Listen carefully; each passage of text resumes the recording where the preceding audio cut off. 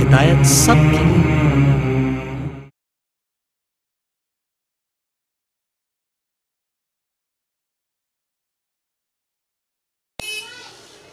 السلام علیکم ورحمۃ اللہ وبرکاتہ۔ استاد زمن شہنشاہ سخن مولانا حسن رضا خان رضی اللہ تبارک و تعالی عنہ کا لکھا ہوا کلام جو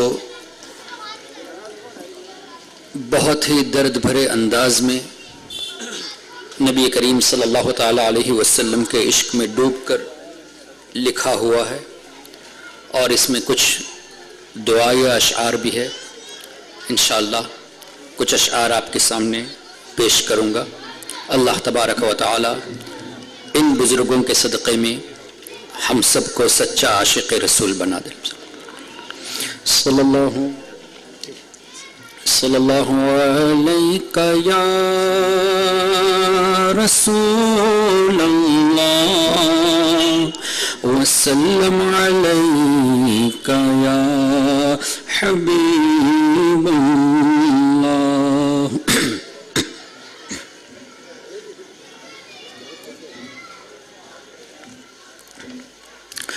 دم عزت تیرا بھی مجھ کو جو خیال یار آئے، دم عزت تیرا بھی مجھ کو جو خیال یار آئے، میرے دل میں چین آئے تو اسے قرار آئے، میرے دل میں چین آئے تو اسے قرار آئے، تیری وحشتوں سے دل مجھے کیوں نار آئے، تیری وحشتوں سے دل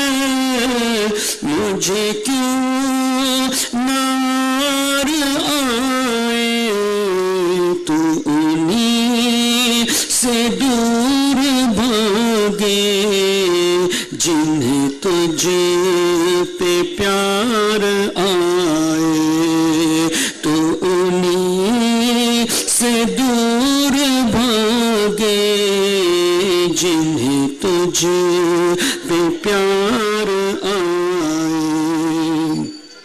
میرے دل کو درد الفات وہ سکون دے الہی، میرے دل کو درد الفات وہ سکون دے الہی، میری بے قراریوں کو کبھی قرار آئے، میرے بے قراریوں کو نہ کبھی قرار آئے، مجھے نظر چین بخشے، مجھے موت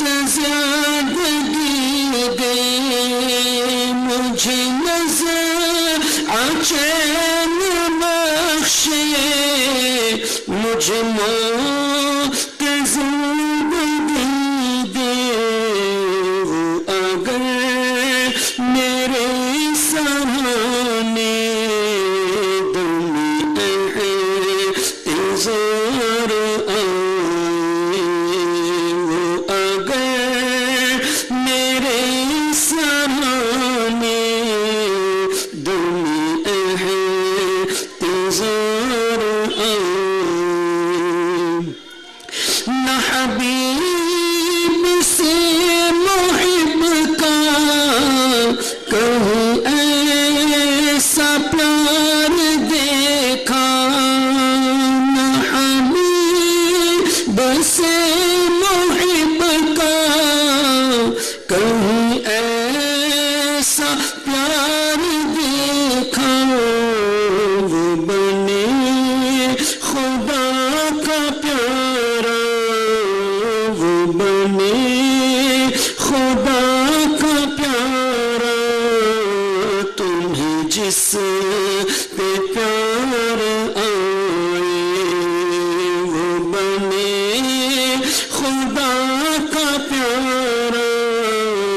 तुम्हें जिस पे प्यार आए। उस्ताद ज़मान यहाँ फरमाते हैं कि हबीब और मुहिब के दरमियान ऐसा प्यार कहीं देखा ही नहीं। या रसूल अल्लाह सल्लल्लाहु ताला अलैहि वसल्लम, अल्लाह तबारक व ताला उसे अपना महबूब बना लेता है जिससे आप मोहब्बत फरमाते हैं। लोग दावा करते हैं कि हम भी इबादत करके अल्लाह के वली बन सकते हैं। गौसे आजम का तज़किरा हुआ, ख्वाजा गरीब नवाज का तज़किरा हुआ, तो चिढ़ने वाले औलिया किराम से ये भी कहते हैं कि कौन सी नई बात है, उन्होंने इबादत की, अल्लाह की रजा हासिल की, मुजाहिदा किया, रियाजत की, वली बन गए। हम भी अगर मुजाहिदा करेंगे तो हम भी वली बन जाएंगे। तो उनका यहां रद्द किया जा रहा है, ऐसे विलायत नहीं मिलती। विलायत तब मिलेगी जब नबी करीम सल्लल्लाहु ताला अलैहि वसल्लम तुम्हें चाहे। हुजूर सल्लल्लाहु अलैहि वसल्लम अगर पसंद करे तभी अल्लाह ताला विलायत अता फरमाएगा, और वो भी मौला अली मुश्किल कुशा के दरवाजे से विलायत बढ़ती है। कोई ये दावा करे कि हम भी वली बन जाए, ऐसे विलायत हासिल नहीं होती। विलायत हासिल करने के लिए नबी करीम सल्लल्लाहु अलैहि वसल्लम की सच्ची गुलामी की जरूरत है। जिसे सरकार पसंद करे वही वली बन सकता है। ऐसा हो ही नहीं सकता कि जिसे सरकार पसंद ना करे उसको विलायत मिली हो, यह तो मुमकिन ही नहीं है। अल्लाह ने भी कुरान करीम में इरशाद फरमाया, कुल ए महबूब आप फरमा दीजिए, इन कुंतुम तुहिब्बून अल्लाह, अगर तुम दावा करते हो कि हम अल्लाह से मोहब्बत करते हैं, फत्तबिऊनी, तो मेरी इत्तिबा करो, युहिब्बुकुमुल्लाह, अल्लाह तुमसे मोहब्बत करेगा। तो अल्लाह से मोहब्बत हासिल करने के लिए नबी करीम सल्लल्लाहु ताला अलैहि वसल्लम की गुलामी की जरूरत है। इसी की तरफ इशारा करते हुए फरमाते हैं, न हबीब से मुहिब का कहीं ऐसा प्यार देखा, वो बने खुदा का प्यारा, तुम्हें जिस पे प्यार आए, वो बने खुदा का प्यारा, तुम्हें जिस पे प्यार आए। चमको खाक तीरा, बने महर जर्रा जर्रा, चमको खाक तीरा, बने महर जर्रा जर्रा, मेरे चांद की सवारी जो सरे मज़ार आए। ये कितनी बेहतरीन दुआ है कि फरमाते हैं कि या अल्लाह तबारक व तआला ऐसा करम फरमा दे, ए आका करीम सल्लल्लाहु अलैहि वसल्लम ऐसी नजर इनायत फरमा दीजिए कि मेरी कब्र पे आपकी तशरीफ आवरी हो और आपके नूर की बरकत से मेरी कब्र की मिट्टी हर जर्रा जर्रा सूरज की तरह चमकने लगे, सूरज की तरह चमकने लगे। चमक उठे खाके तीरा, अंधेरी खाक बने महर जर्रा जर्रा, हर जर्रा ये सूरज की तरह चमकने लगे। कब? मेरे चांद की सवारी जो सरे मजार आए। या रसूल अल्लाह, जब आप मेरी कब्र पर तशरीफ लाए तो आपके नूर की बरकत से ये हो कि हर जर्रा जर्रा सूरज की तरह चमकने लगे। ये बहुत प्यारी दुआ है, हम आमीन कहें ताकि अल्लाह तबारक व तआला हमारी कब्रों को भी नबी करीम सल्लल्लाहु अलैहि वसल्लम के चेहरे ज़ेबा के सदक़े में मुनव्वर फरमा दे। चमको खाक तीरा, बने महर जर्रा जर्रा, मेरे चांद की सवारी जो सरे मज़ार आए, जो चमन बनाए मन को, जो जीना करे चमन को, जो चमन बनाए मन को, जो जीना करे चमन को, मेरे बाग़ में इलाही कभी वो बहार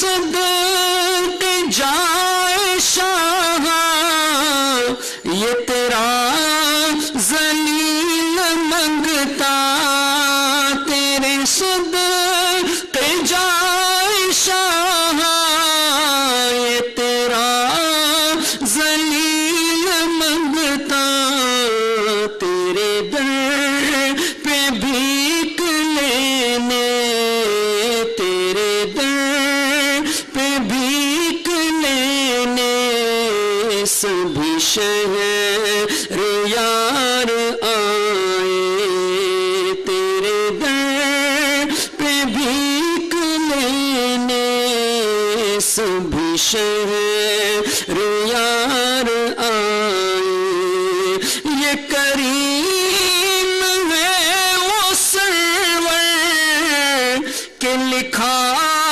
ہوا ہے در پر جسے لینے ہو دو عالم وہ امیدوار آئے جسے لینے ہو دو عالم وہ امیدوار آئے تیرے صدقے تیرا صدقہ ہے وہ شاندار صدقہ تیرے صدقے تیرا صدقہ ہے وہ شاندار صدقہ وہ وقار لے کے جائے وہ وقار لے کے جائے جزلی لخار آئے وہ وقار لے کے جائے جزلی لخار آئے تیرے در کی ہے بھکاری ملے خیر دم قدم کی تیرے در کے ہے بھکاری ملے خیر دم قدم کی تیرا نام سن کے داتا ہم امیدوار آئے تیرا نام سن کے داتا ہم امیدوار آئے حسن کا نام لے کر تو پکار دیکھ غم میں حسن کا نام لے کر تو پکار دیکھ غم میں کہ یہ وہ نہیں جو غافل پس انتظار آئے کہ یہ وہ نہیں جو غافل پس انتظار آئے دم اضطراب مجھ کو جو خیال یار آئے میرے دل میں چین آئے تو اسے قرار آئے اللہم صلی اللہ علیہ وسلم شروع کر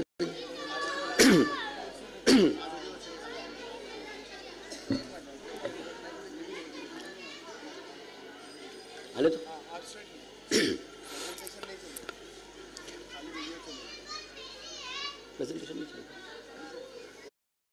يحببكم الله ويغفر لكم ذنوبكم والله غفور رحيم قال النبي محمد رسول الله صلى الله تعالى عليه وسلم لا يؤمن أحدكم حتى أكون حب إليه من والده وولده والناس أجمعين أو كما قال صلى الله تعالى عليه وسلم صدق اللہ مولانا العظیم وصدق رسوله النبی الامین الکریم ونحن على ذلك لمن الشاہدین والشاکرین والحمد للہ رب العالمین. اللہ رب محمد صلی اللہ علیہ وسلم نحن عباد محمد صلی اللہ علیہ وسلم وعلى دویہ وصحبہ ابد الدہور وکرما. رب اشرح لی صدری ویسر لی امری واحلل عقدۃ من لسانی یفقہوا قولی. مخدوم محترم علماء اہل سنت، میرے محترم بزرگوں اور بھائیوں، اللہ تبارک و تعالی کا شکر و احسان کہ اللہ تعالی نے مجھے آپ حضرات کے سامنے نبی کریم صلی اللہ تعالی علیہ وسلم کی ذکر کی اس محفل میں لب کشائی کا موقع عطا فرمایا. میں مشکور ہوں منتظمین کا اور بالخصوص اس محلے والوں کا، ذمہ داران کا، جنہوں نے مجھے دعوت دی اور کچھ پیش کرنے کا موقع عطا کیا. اللہ تبارک و تعالی ان کے اس جذبات کو قبول فرمائے. ہم تمام کی حاضری کو نبی کریم صلی اللہ تعالی علیہ وسلم کے صدقے میں قبول فرمائے اور مجھے حق کہنے کی توفیق عطا فرمائے. ہم تمام مسلمانوں کو اللہ تعالی حق سن کر حق کو قبول کرنے کی اور اس پر عمل کرنے کی توفیق عطا فرمائے. محترم حضرات،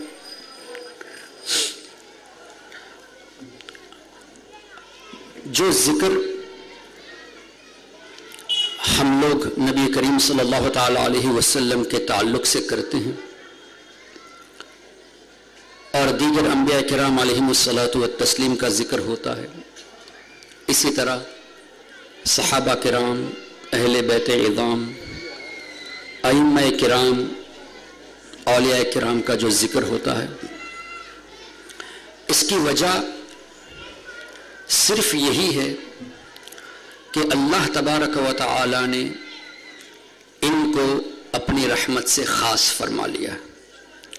قرآن کریم میں اللہ تعالی نے ارشاد فرمایا یختص برحمتہ من یشاء.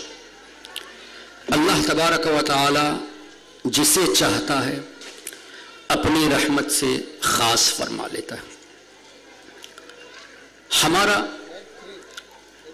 ان بزرگوں کا ذکر کرنا اس بات کی دلیل ہے کہ اللہ تعالیٰ نے ہمارے دلوں میں ان کی محبت ڈال دی ہے. ویسے تو دنیا بھر میں کئی اولیاء کرام آرام فرما رہے ہیں، آپ کے اس شہر میں بھی کئی اولیاء کرام آرام فرما رہے ہیں، لیکن کچھ ہستیاں ایسی ہیں جن کو نہ صرف ان کے شہر والے، نہ صرف صوبے والے، نہ صرف ان کے ملک والے، بلکہ ان کو پوری دنیا جانتی ہے. مثال کے طور پہ امام اعظم امام ابو حنیفہ رضی اللہ تبارک و تعالی عنہ، اس طرح اللہ نے ان کے چرچے کو بلند فرمایا کہ ہم ان کے جو دشمن ہے، جو ان کی تقلید کو شرک کہنے والے ہیں، وہ بھی اس بات کو تسلیم کرتے ہیں کہ امام اعظم اللہ کے مقرب بندوں میں سے تھے. امام مالک ہوئے، امام شافعی، امام احمد بن حنبل، اندازہ کیجئے تقریباً 1250 سال ہو چکے امام اعظم کو، ابھی تک ان کے ماننے والے ہیں اور انشاءاللہ قیامت تک ان کے ماننے والے رہیں گے. تقریباً 1200 سال ہو چکے امام شافعی اور امام احمد بن حنبل کو، آج بھی ان کے ماننے والے ہیں اور انشاءاللہ ہمیشہ رہیں گے. سرکار غوث اعظم رضی اللہ تعالیٰ عنہ کو تقریباً 900 سال ہو چکے. اللہ نے ایسا خاص فرما دیا کہ ہر شخص غوث اعظم رضی اللہ تعالیٰ عنہ کی ولایت سے واقف ہے.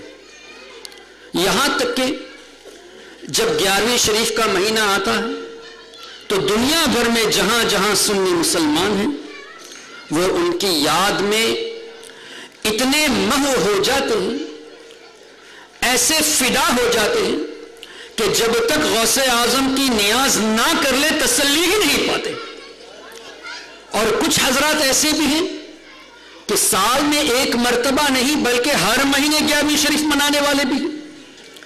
آپ کے اس ہندوستان کے ہمارے سب کے آقا خواجہ خواجگاں خواجہ غریب نواز رضی اللہ تبارک و تعالیٰ عنہ تقریباً 800 سال ہو چکے، ابھی تک ان کی یاد منائی جا رہی ہے۔ ہزاروں کوششیں کی گئی، عرس منانا بدعت، بزرگوں کی مزار پہ ادب کے ساتھ حاضری دینا شرک، یہ جائز نہیں۔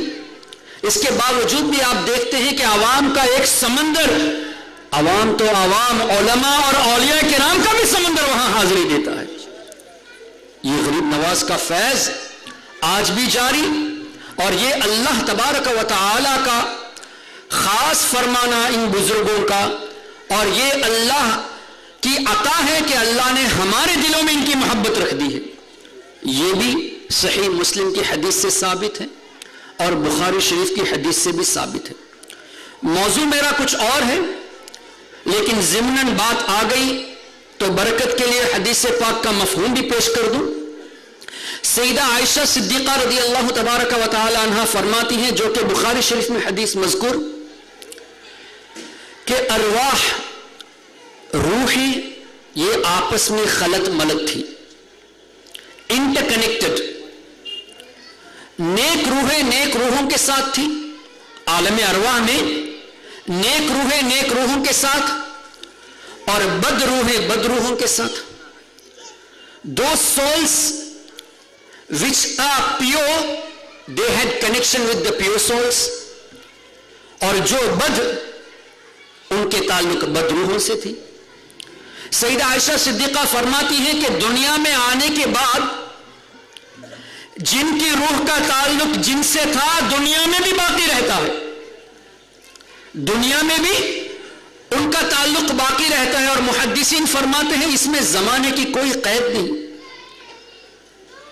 مثال کے طور پہ جن کی روح سے ہماری محبت تھی عالم ارواح میں، وہ 1000 سال پہلے پیدا ہوئے، ہم 1000 سال کے بعد آئے، وہاں چونکہ کنیکشن تھا، یہ کنیکشن آج بھی برقرار ہے۔ اب آپ اندازہ کیجئے یہ اللہ کا ہمارے اوپر کتنا بڑا فضل ہے کہ سیدنا ابوبکر صدیق رضی اللہ تعالیٰ عنہ کی محبت ہمارے دلوں میں ہے، فاروق اعظم رضی اللہ تعالیٰ عنہ کی محبت ہمارے دلوں میں ہے، دیگر صحابہ اہل بیت کی محبت ہے، ائمہ کرام اور اولیاء کرام کی محبت ہے۔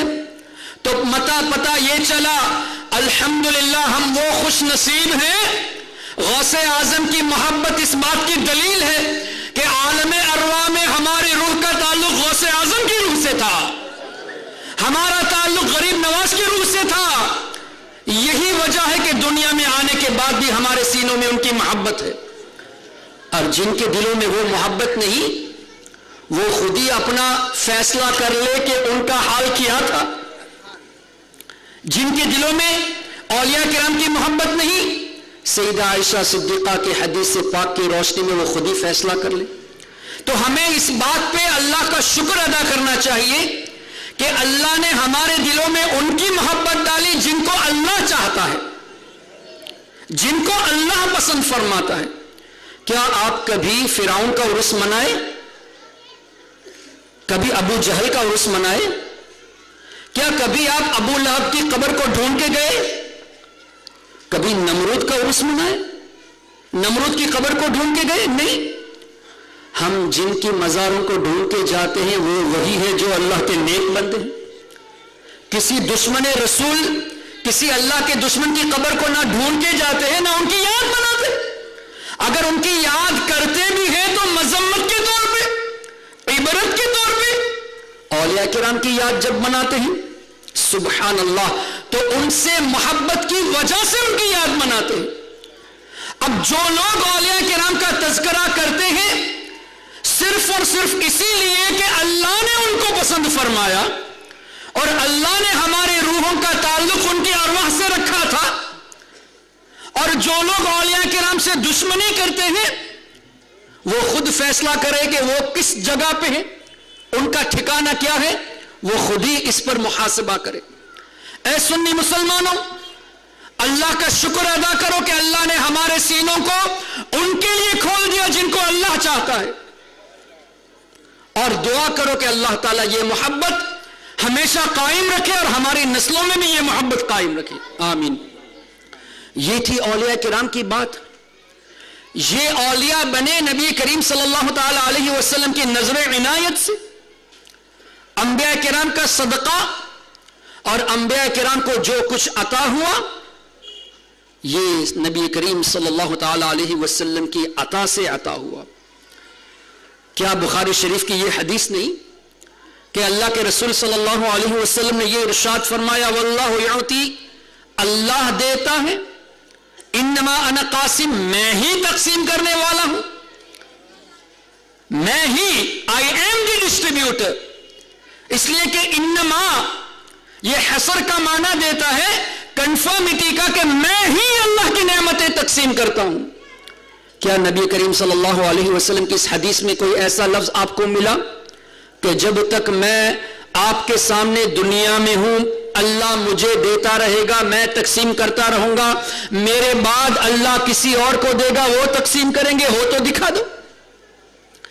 حدیث پاک یہ بتاتی ہے کہ اللہ مجھے دیتا ہے، میں تقسیم کرتا ہوں، یہ مطلق ہے۔ کیا پتا چلا؟ محدثین فرماتے ہیں اس حدیث پاک کی روشنی میں کہ جس کو جو کچھ بھی ملا، انبیاء کرام کو جو کچھ عطا ہوا، صحابہ کرام کو جو کچھ عطا ہوا، ہمارے سرکار سے پہلے جتنے اولیاء کرام تھے ان کو جو کچھ عطا ہوا، آج جو کچھ ہو رہا ہے اور قیامت تک جو کچھ بھی عطا ہوگا، وہ سب دیتا تو اللہ ہے لیکن نبی کے خزانے سے دیتا ہے، نبی کریم صلی اللہ علیہ وسلم کے صدقے میں دیتا ہے۔ کوئی یہ کہہ سکتا ہے کہ یہ حدیث ضعیف ہے؟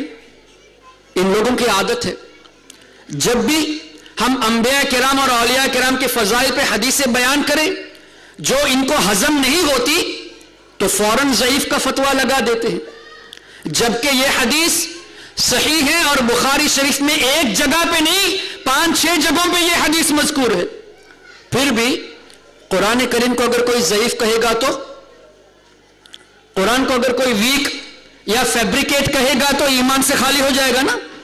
لیکن یہ بیوقوف سمجھتے نہیں اس بات کو، جیسا کہ علامہ مشتاق احمد نظامی خوب فرمایا کرتے تھے، دیوبندی بولتا ہے مگر سمجھتا نہیں، بولتا ہے مگر سمجھتا نہیں۔ اللہ تبارک و تعالی کے رسول صلی اللہ تعالی علیہ وسلم کے بارے میں اللہ تبارک و تعالی نے ارشاد فرمایا، خود آقا کریم صلی اللہ علیہ وسلم نے فرمایا کہ اللہ دیتا ہے، میں تقسیم کرتا ہوں۔ یہ لوگ اگر حدیث کو ضعیف کہتے، قرآن کو ضعیف نہیں کہہ سکتے، اور یہ بات کو بھی سمجھنے سے قاصر کہ یہ قرآن ہے اسی کو ہم مانیں گے کہنے والے، مجھے بتائیے یہ بتایا کس نے کہ یہ قرآن ہے؟ یہ قرآن کی آیت ہے کہ بتایا کس نے؟ اللہ اکبر! یہ ہے قول رسول کی اہمیت، زبان مصطفیٰ صلی اللہ علیہ وسلم کی عظمت۔ ارے حضور نے فرمایا یہ قرآن ہے تو ہم نے مان لیا قرآن ہے، حضور نے فرمایا یہ میری بات ہے تو ہم نے فیصلہ کر لیا کہ یہ حدیث ہے۔ مطلب کیا ہوا؟ کلام تو اللہ کا ہے لیکن یہ کلام اللہ کا ہے بتایا کس نے؟ زبان مصطفیٰ صلی اللہ تعالی علیہ وسلم۔ دو کلام، ایک اللہ کا کلام، ایک نبی کا کلام، لیکن زبان نبی کی زبان، نبی کریم صلی اللہ علیہ وسلم ہی کی زبان مبارک سے پتا چلا کہ یہ اللہ کا کلام ہے، اور انہی کی زبان مبارک سے یہ پتا چلا کہ یہ نبی کا کلام ہے۔ تبھی تو استاد زمن شہنشاہ سخن مولانا حسن رضا خان رضی اللہ تعالیٰ عنہ نے فرمایا کہ اے اللہ کے رسول صلی اللہ علیہ وسلم، اللہ تبارک و تعالیٰ آپ سے اتنی محبت فرماتا ہے، اتنی محبت فرماتا ہے کہ اللہ تعالیٰ اپنی وحدانیت کا ذکر بھی آپ کی زبان ہی سے چاہتا ہے۔ کوئی یہ کہے کہ قرآن پوری نعت مصطفیٰ ہے، سورہ اخلاص میں کہا نعت مصطفیٰ، تو ان سے پوچھو سورہ اخلاص شروع کیسے ہوتی ہے؟ قل هو اللہ احد، اے محبوب آپ فرما دیجئے کہ اللہ ایک ہے، آپ فرما دیجئے کہ اللہ بے نیاز ہے۔ تو استاد امجاد زمن فرماتے ہیں کہ یا رسول اللہ صلی اللہ علیہ وسلم، اللہ کو آپ سے اتنی محبت کہ خود اپنی وحدانیت، اپنی صفات کا ذکر بھی آپ کی زبان مبارک سے کر رہا ہے۔ قل کہہ کر اپنی بات بھی لب سے تیرے سنی، قل کہہ کر اپنی بات بھی لب سے تیرے سنی، اللہ کو ہے اتنی تیری گفتگو پسند۔ سبحان اللہ۔ نبی کریم صلی اللہ تعالی علیہ وسلم کی حدیث کو ضعیف کہنے والے قرآن کریم میں دیکھیں سورہ توبہ، اللہ تعالیٰ نے ارشاد فرمایا وَلَوْ أَنَّهُمْ رَضُوا مَا آتَاهُمُ اللَّهُ وَرَسُولُهُ، جس کا مفہوم یہ کہ کیا ہی اچھا ہوتا، how excellent it would be، کیا ہی اچھا ہوتا کہ یہ لوگ مسلمان اس بات پہ راضی ہو جاتے جو دیا اللہ نے اور اس کے رسول نے۔ وَلَوْ أَنَّهُمْ رَضُوا مَا آتَاهُمُ اللَّهُ وَرَسُولُهُ، کیا ہی اچھا ہوتا کہ اس بات پہ راضی ہوتے جسے دیا اللہ اور اس کے رسول نے۔ نعمت دینے والا کون؟ اللہ تعالی۔ رزق دینے والا کون؟ فضل فرمانے والا کون؟ لیکن اللہ نے کیا فرمایا؟ جسے اللہ نے دیا اور اس کے رسول نے دیا۔ جو اللہ نے دیا اور رسول نے دیا، خوشی کس کو ہونی چاہیے؟ مسلمان کو۔ اس لیے کہ اللہ نے فرمایا کیا ہی اچھا ہوتا کہ اس بات پہ راضی ہو جاتے۔ وَلَوْ أَنَّهُمْ رَضُوا مَا آتَاهُمُ اللَّهُ وَرَسُولُهُ وَقَالُوا حَسْبُنَا اللَّهُ سَيُؤْتِينَا اللَّهُ۔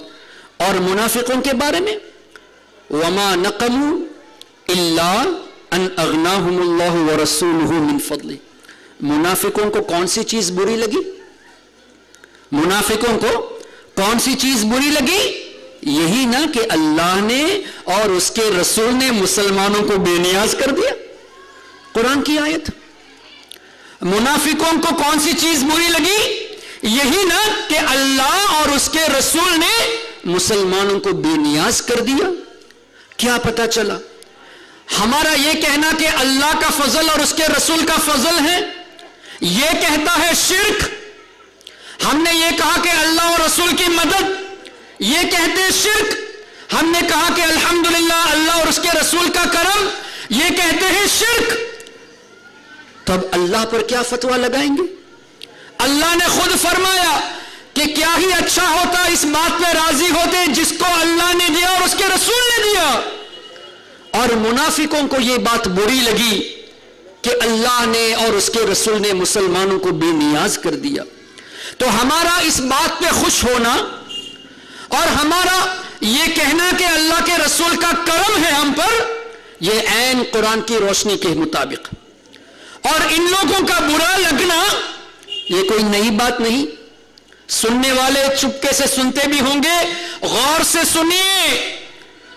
اور ہم تو آپ کو دعوت دیتے ہیں کہ سامنے آ کے ڈسکشن بھی کیجئے، ہم پلائٹلی آپ سے ڈسکس کریں گے، قرآن اور حدیث سے اپنا عقیدہ بیان کریں گے، اور آپ کو دعوت دیتے ہیں کہ توبہ کر کے سچے دل سے سنی بن جائیے۔ محترم حضرات، قرآن کا فیصلہ، اگر کوئی حدیث کو ضعیف کہے تو قرآن کو ضعیف نہیں کہہ سکتا۔ اب ماننا پڑے گا جب اللہ دیتا ہے اور اللہ نے فرمایا کہ میں نے دیا، میرے رسول نے دیا، تو حدیث کی روشنی میں یہ ثابت ہو گیا کہ واقعی میں دینے والا تو اللہ ہے، لیکن اللہ کے خزانوں کو تقسیم کرنے والے محمد الرسول اللہ صلی اللہ تعالی علیہ وسلم۔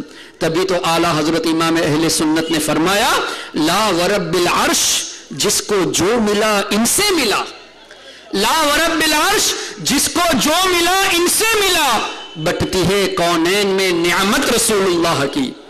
اور سرکار مفتی اعظم ہند مصطفیٰ رضا خان رضی اللہ تبارک و تعالی عنہ نے کیا خوب فرمایا، وصل مولا چاہتے ہو تو وسیلہ ڈھونڈ لو، بے وسیلہ نجدیو ہرگز خدا ملتا نہیں، بے وسیلہ نجدیو ہرگز خدا ملتا نہیں۔ بتا دے کوئی کہ کسی اور سے بھی کچھ پایا، جسے ملا جو ملا وہ ملا مدینے سے، جسے ملا جو ملا وہ ملا مدینے سے۔ تو یہ اشعار ہمارے اکابرین کے یہ قرآن اور حدیث کے عین مطابق ہے۔ کوئی اعلیٰ حضرت کے کلام کو سن کر مفتی اعظم کے کلام کو سن کر، ہمارے دیگر اکابرین کے کلام کو سن کر یہ نہ کہے کہ اس میں شرک ہے۔ اگر تم شرک کہتے ہو تو تمہیں شرک کی ڈیفینیشن نہیں معلوم، شرک کی تعریف نہیں معلوم۔ شرک کی تعریف تو یہ ہے کہ اللہ کی ذات یا صفات میں کسی کو شریک ٹھہرانا۔ ہم نے کیا یا رسول اللہ کہہ کے نبی کو اللہ کہا یا اللہ کا رسول کہا؟ یا رسول اللہ کا مطلب کیا ہے؟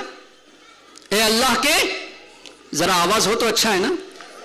یا نبی اللہ کا مطلب، یا حبیب اللہ کا مطلب۔ تو کیا ہم نے ہمارے آقا کو اللہ کہا یا اللہ کا حبیب کہا؟ اللہ کا نبی کہا، اللہ کا رسول کہا، اللہ کا حبیب کہا؟ ہم نے اللہ سمجھا ہی نہیں، ہم تو اللہ کا محبوب سمجھتے ہیں۔ تو یا رسول اللہ کہنے پر اگر تم شرک کا فتویٰ لگاتے ہو تو مطلب یہ ہوا کہ تمہیں یا رسول اللہ کا ترجمہ ہی نہیں معلوم، یا رسول اللہ کا مطلب ہی نہیں معلوم۔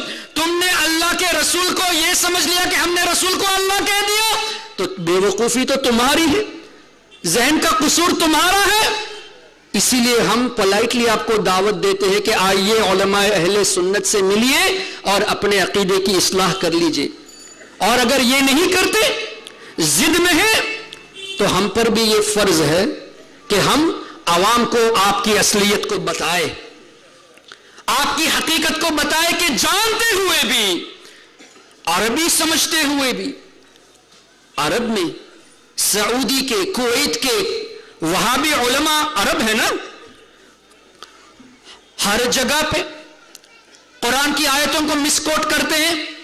وَمَا أَنْتَ بِمُسْمِعٍ مَّن فِي الْقُبُورِ، کہ اے نبی آپ قبر والے کو نہیں سنا سکتے۔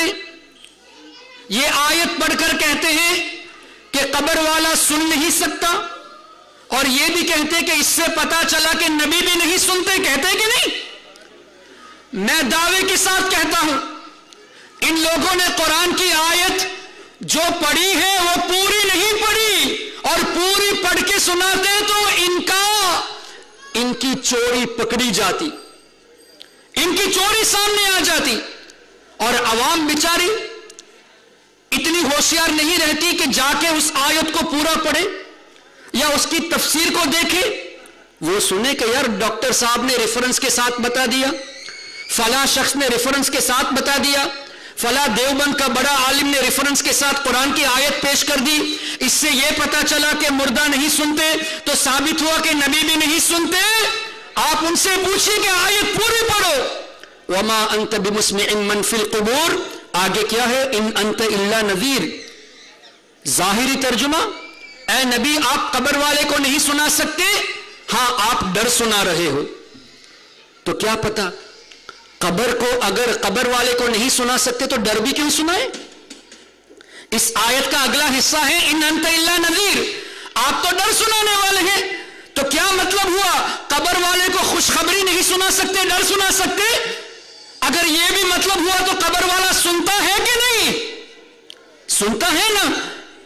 اب ان سے کہو کہ تم جس امام کی پیروی کرتے ہو پوچھئے پہلے کس کی تفسیر پڑھتے ہو، تو کہیں گے ہم حافظ ابن کثیر کی تفسیر پڑھتے ہیں۔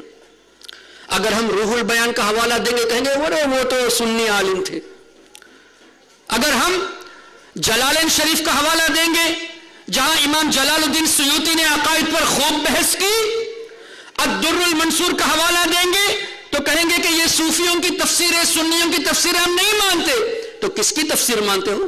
حافظ ابن کثیر کی۔ تو اٹھا کے دیکھو حافظ ابن کثیر نے یہ لکھا، ایسی آیتوں میں اس جگہ اور دوسری جگہ اس طرح کی آیتوں کے تحت ہیڈنگ کے ساتھ لکھا ہے کہ اللہ تعالیٰ نے ان کافروں کو مردہ کہا جو نبی کو دیکھ کر بھی ایمان نہیں لائے، ان کافروں کو مردہ کہا جو نبی کو سن کر بھی ایمان نہیں لائے۔ صم بکم عمی فہم لا یرجعون۔ تو یہاں تو کفار مراد ہے، بظاہر قبر کا لفظ ہے، بظاہر مردوں کا لفظ ہے، حقیقت میں کفار مراد ہے۔ اللہ نے کفار کو مردہ کہا ہے۔ اور انک لا تسمع الموتى ولا تسمع الصم الدعاء اذا ولوا مدبرین، اس آیت کی تفسیر میں بھی حافظ ابن کثیر نے لکھا کہ یہاں مردے مراد ہے۔ تو تم کس بنیاد پہ یہ کہتے ہو کہ مردہ بھی نہیں سنتا سا، نبی بھی نہیں سنتے؟ حالانکہ کئی حدیثیں ہیں کہ مردہ صرف سنتا ہی نہیں، سلام کا جواب بھی دیتا ہے۔ بہت سی حدیثیں ہیں لیکن میں آپ کو خالی ایک بات بتانا چاہتا ہوں. یہ لوگ کہتے ہیں کہ ہمارے آقا صلی اللہ علیہ وسلم سنتے نہیں ہیں، کہتے نا، اور یہ بھی کہتے ہیں کہ درود شریف آقا خود نہیں سنتے، فرشتے پہنچاتے ہیں. فرشتے درود پہنچاتے ہیں. ابن عبد الوہاب نجدی کا نام سنا ہے؟ سنا ہے؟ وہابیوں کا امام. اس نے اپنی کتاب کتاب التوحید، توحید کا نام ہے، توحید نام کی کوئی چیز ہے ہی نہیں اس میں، نام کی کتاب التوحید ہے، توحید کی کوئی چیز نہیں. اس میں یہ لکھتا ہے کہ جب فرشتے درود و سلام کو آقا صلی اللہ علیہ وسلم کی بارگاہ میں پہنچاتے ہیں تو اس بات کی ضرورت نہیں کہ مسلمان ادب کے ساتھ مدینہ شریف میں حاضری دے کر درود سلام پڑھے، یہ ضروری نہیں ہے. جب فرشتے پہنچا دیتے ہیں تو یہ ضروری نہیں کہ مسلمان ادب کے ساتھ مدینہ شریف میں معاہدے شریف کے سامنے کھڑے ہو کر درود و سلام پڑھے، اس کی ضرورت نہیں ہے، اس لیے کہ فرشتے پہنچاتے ہیں. اب دیکھو کس انداز سے یہ بات پیش کر دی کہ وہاں جانا ضروری نہیں، وہاں جانا کوئی ضروری نہیں، کتنے ڈپلومیٹک انداز میں پیش کر دیا. اور یہ وہاں بھی یہ بھی کہتے ہیں کہ نبی نہیں سنتے، فرشتے پہنچاتے ہیں، فرشتے سناتے ہیں. اب مجھے بتائیے، نبی اگر سنتے ہی نہیں تو فرشتے سناتے کس کو؟ جب نبی سنتے ہی نہیں تو فرشتے درود و سلام سناتے کس کو ہے؟ سنتے ہیں تبھی تو فرشتے پہنچاتے ہیں. تو فرشتوں کا پہنچانا تمہارے بقول اس بات کی دلیل ہے کہ نبی سنتے ہیں. تم بھی مانتے ہو نبی سنتے ہیں، ہم بھی مانتے ہیں نبی سنتے ہیں. فرق اتنا ہے کہ تم صرف اتنا مانتے ہو کہ فرشتوں کے سنانے پر اللہ تعالیٰ سننے کی طاقت دیتا ہے. ہم یہ مانتے ہیں کہ اللہ نے ایسی طاقت عطا فرما دی کہ دنیا کے کسی بھی کونے میں کوئی مسلمان یا رسول اللہ کی صدا لگائے، اللہ تعالیٰ نے طاقت دی ہے کہ حضور سنتے ہیں.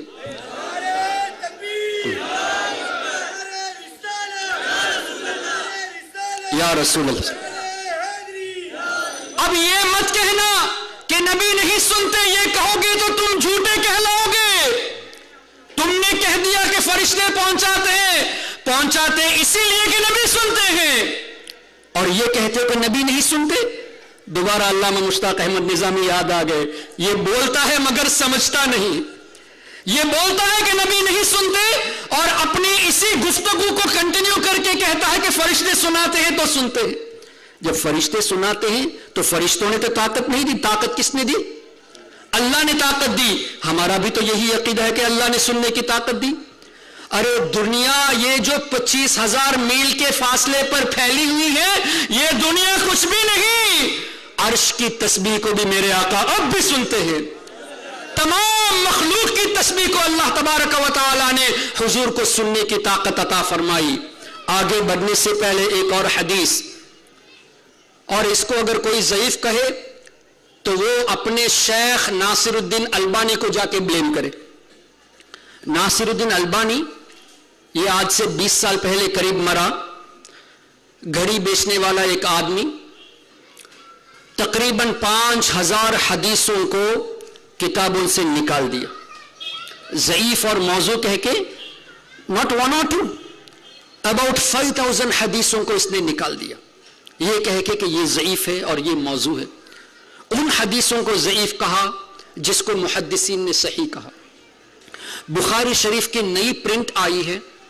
آپ کو تعجب ہوگا کہ بخاری شریف کی نئی پرنٹ جو مختصر کر کے ہمارے عقائد کے تعلق سے جو حدیثیں ہیں ان کو نکال کے نئی بک چھاپی ہے. مشکات شریف اس کی نئی پرنٹ آ چکی ہے، ہمارے عقائد کے تعلق سے جو حدیثیں ہیں اس کو ہٹا دیا.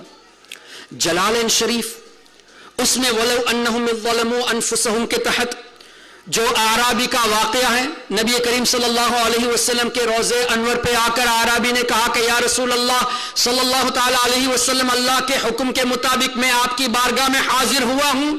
یا رسول اللہ یا خیر من دفنت، آپ تو وہی ہو جو مدفون میں سب سے بہتر ہو، سب سے بہتر اللہ کی مخلوق تو آپ ہے. اور یا رسول اللہ کی صدا سے وصال کے بعد حضور کو مخاطب کیا، اور اس کو ابن تیمیہ نے بھی نقل کیا، حافظ ابن کثیر نے بھی نقل کیا، اور کسی نے اس کو موضوع نہیں کہا. اور اگر یہ کہتے تم کہ وصال کے بعد یا رسول اللہ کہنا شرک ہے तो तुम्हारे इमाम इब्ने तैमिया ने लिखा क्यों, और यह क्यों नहीं लिखा कि यह कहना शिर्क है? हाफिज इब्ने कसीर जो इब्ने तैमिया का स्टूडेंट है, जो तुम्हारा इमाम है, जिसकी तफसीर तुम पढ़ते हो, उसने लिखा क्यों? अल्लाह अकबर। खैर, गुफ्तगू तवील होती जा रही है। नासिरुद्दीन अलबानी ने जलालैन से भी हदीसों को निकाला। अदबुल मुफरद जो इमाम बुखारी की हदीस की किताब, 300 से जायद हदीसों को निकाल के नाम क्या रखा पता है? इमाम बुखारी ने नाम रखा अल अदबुल मुफरद। नासिरुद्दीन अलबानी आज से 20 साल पहले का शख्स, उसने नाम रखा सही अदबुल मुफरद। इमाम बुखारी और इसके दरमियान 1200 साल का करीब फासला। मुझे बताइए, आज तक किसी मुहद्दिस में यह जुर्रत हुई हो कि बुखारी शरीफ की हदीस को लेके कम करके इमाम बुखारी ही का नाम दे कि यह बुखारी शरीफ इमाम बुखारी की किताब है? अगर तुम्हें यह करना ही था तो नाम तुम्हारा डालो, इमाम बुखारी का नाम क्यों डाले? तुम्हें अगर हदीस से कम करनी थी तो उनके नाम से क्यों छापते हो? अपने नाम से छापो ताकि पता चले हमको भी कि यह इमाम बुखारी की किताब नहीं, तुम्हारी अपनी बनाई हुई किताब है। इस तरह 5000 हदीसें कमोबेश इसने खत्म कर दी। इसी नासिरुद्दीन अलबानी ने इस हदीस को जो मैं अभी बयान करने जा रहा हूं, इसको सही लिखा है। और आपकी इंफॉर्मेशन के लिए, चूंकि मेरे पीछे उन लोगों का भी एक काफिला है और आसपास, ये माइक तो बाहर जाती होगी ना, आवाज बाहर तक जाती है ना? जो सुन रहे हो गौर से सुनिए। नासिरुद्दीन अलबानी ने एक हदीस को एक जगह पे सही कहा, एक हदीस को एक जगह पे ज़ईफ कहा, और दूसरी जगह पे जिसको ज़ईफ कहा उसी हदीस को दूसरी किताब में सही भी कहा है। अब उसकी किस बात को माने? एक हदीस को ज़ईफ भी कह रहा है, उसी हदीस को अपनी दूसरी तसनीफ में सही भी कह रहा है। और हमारे पास तकरीबन 50 ऐसी हदीसों का रेफरेंस है जिसको उसने एक जगह ज़ईफ कहा, दूसरी जगह सही कहा। 50 के करीब रेफरेंस है। आप इंटरनेट में भी जाके अलबानी अनवेल्ड, यानी अलबानी का बेनकाब करना, अलबानी बेनकाब हो गया, अलबानी अनवेल्ड टाइप कीजिए, आपको यह किताब मिल जाएगी, जिसमें तकरीबन 50 हवाले हैं कि नासिरुद्दीन अलबानी ने एक जगह पे एक हदीस को ज़ईफ कहा, उसी हदीस को दूसरी जगह पे सही कहा। हदीस क्या है? नबी करीम सल्लल्लाहु ताला अलैहि वसल्लम ने फरमाया, अल्लाह ताला ने मेरी कब्र पे एक फरिश्ते को मुकर्रर फरमाया। अभी हमारे आका सल्लल्लाहु अलैहि वसल्लम दुनिया में बज़ाहिर ज़ाहिर हयात के साथ हैं, अभी फरमा दिए, ज़ाहिर हयात ही में फरमा दिए कि अल्लाह ने मेरी कब्र पे एक फरिश्ते, कल क्या होने वाला है हुजूर खबर दे रहे हैं। और यह भी फरमाते हैं कि अल्लाह ताला ने उस फरिश्ते को इतनी ताकत दी कि तमाम मखलूक की आवाज को वो सुन सकता है, तमाम मखलूक की आवाज को वो सुन सकता है। और दूसरी रिवायत में दुनिया के तमाम जबानों को वो जानता है, औ कमा क़ाल सल्लल्लाहु अलैहि वसल्लम। तमाम मखलूक की आवाज को सुनने की ताकत अल्लाह ने उस फरिश्ते को अता की। और आगे फरमाते हैं, कल परसों, 1 महीना, 1 साल, 10 साल नहीं, कयामत तक जो भी मुझ पर दरूद पड़ेगा वो फरिश्ता उसके नाम और वालिद के नाम के साथ मुझे दरूद पहुंचाएगा। कितने फरिश्ते? एक फरिश्ता। ताकत कैसी? सबकी आवाज सुन सके। ताकत कैसी? सबकी जबानों को, सबके नाम जानता है, सबके नाम जानता है। एक फरिश्ते को अल्लाह ने वो ताकत दी। अब बताइए फरिश्ता कौन है? खादिम है कि मखदूम है? खादिम। नबी करीम सल्लल्लाहु अलैहि वसल्लम की खिदमत कर रहा है या उनके रोज़े अनवर की खिदमत कर रहा है? अरे हुजूर सल्लल्लाहु अलैहि वसल्लम के रोज़े अनवर की खिदमत पर मुकर्रर करदा फरिश्ते को यह ताकत कि सबका नाम जाने, सबकी आवाज, तमाम मखलूक की आवाज को सुन सके, और कयामत तक जो भी दरूद पड़े उसके दरूद को नाम और वालिद के नाम के साथ पहुंचाए। एक मरतबा दरूद शरीफ पढ़ लीजिए, सल्लल्लाहु अलैहि नबी उम्मी व आलिहि सल्लल्लाहु अलैहि वसल्लम, सलातन व सलामन अलैका या सय्यदी या रसूल अल्लाह, अल्लाहुम्मा सल्लि अला सय्यदिना व मौलाना मुहम्मद मअदनी जूदी वल करम व अला आलिहि व सहबिहि व बारिक वसल्लम। हम सबों ने तकरीबन यहां दरूद पाक पढ़ा। اب حدیث کی روشنی میں اس فرشتے نے یہ درود سن لیا. کیا اس وقت بمبے کے اس پرٹیکولر جگہ پہ ہم ہی لوگ درود پڑھتے ہیں یا پورے بمبے میں لاکھوں لوگ درود پڑھتے ہیں؟ پورے ہندوستان میں پوری دنیا میں کروڑوں اربوں مسلمان درود پڑھتے ہیں. کوئی ایسا وقت نہیں جو اذان سے خالی ہو، ہر وقت اذان ہوتی ہے. یہاں اگر عشاء کی اذان اب ہوئی تو کسی اور جگہ پہ 1 منٹ کے بعد عشاء کا وقت ہوا. کسی ملک میں مغرب کی اذان، کسی ملک میں عصر کی اذان، کسی ملک میں فجر کی اذان. کوئی ایسا وقت خالی نہیں جہاں اذان نہ ہوتی ہو. اب اذان میں اگر کوئی اشہد ان لا الہ الا اللہ کے بعد حی علی الصلاۃ پڑھے گا تو اذان مکمل ہوئی. اشہد ان محمد رسول اللہ پڑھنا پڑے گا اور سننے پر درود شریف پڑھنا بھی واجب. اللہ اکبر. اقامت فوراً ہوتی ہے، تھوڑی دیر کے بعد ہر جگہ پہ دنیا کے ہر خطے میں اقامت ہوتی ہے. کوئی بھی وقت اقامت سے خالی نہیں. اقامت میں بھی سرکار کا نام. دنیا میں کوئی ایسا وقت نہیں جو نماز سے خالی ہو. اگر آپ کو نظارہ کرنا ہو تو ابھی حرم شریف میں دیکھ لیجئے، رات کو بھی نماز پڑھنے والا ملے گا، دن کو بھی پڑھنے والا ملے گا. کوئی وقت نماز سے خالی نہیں.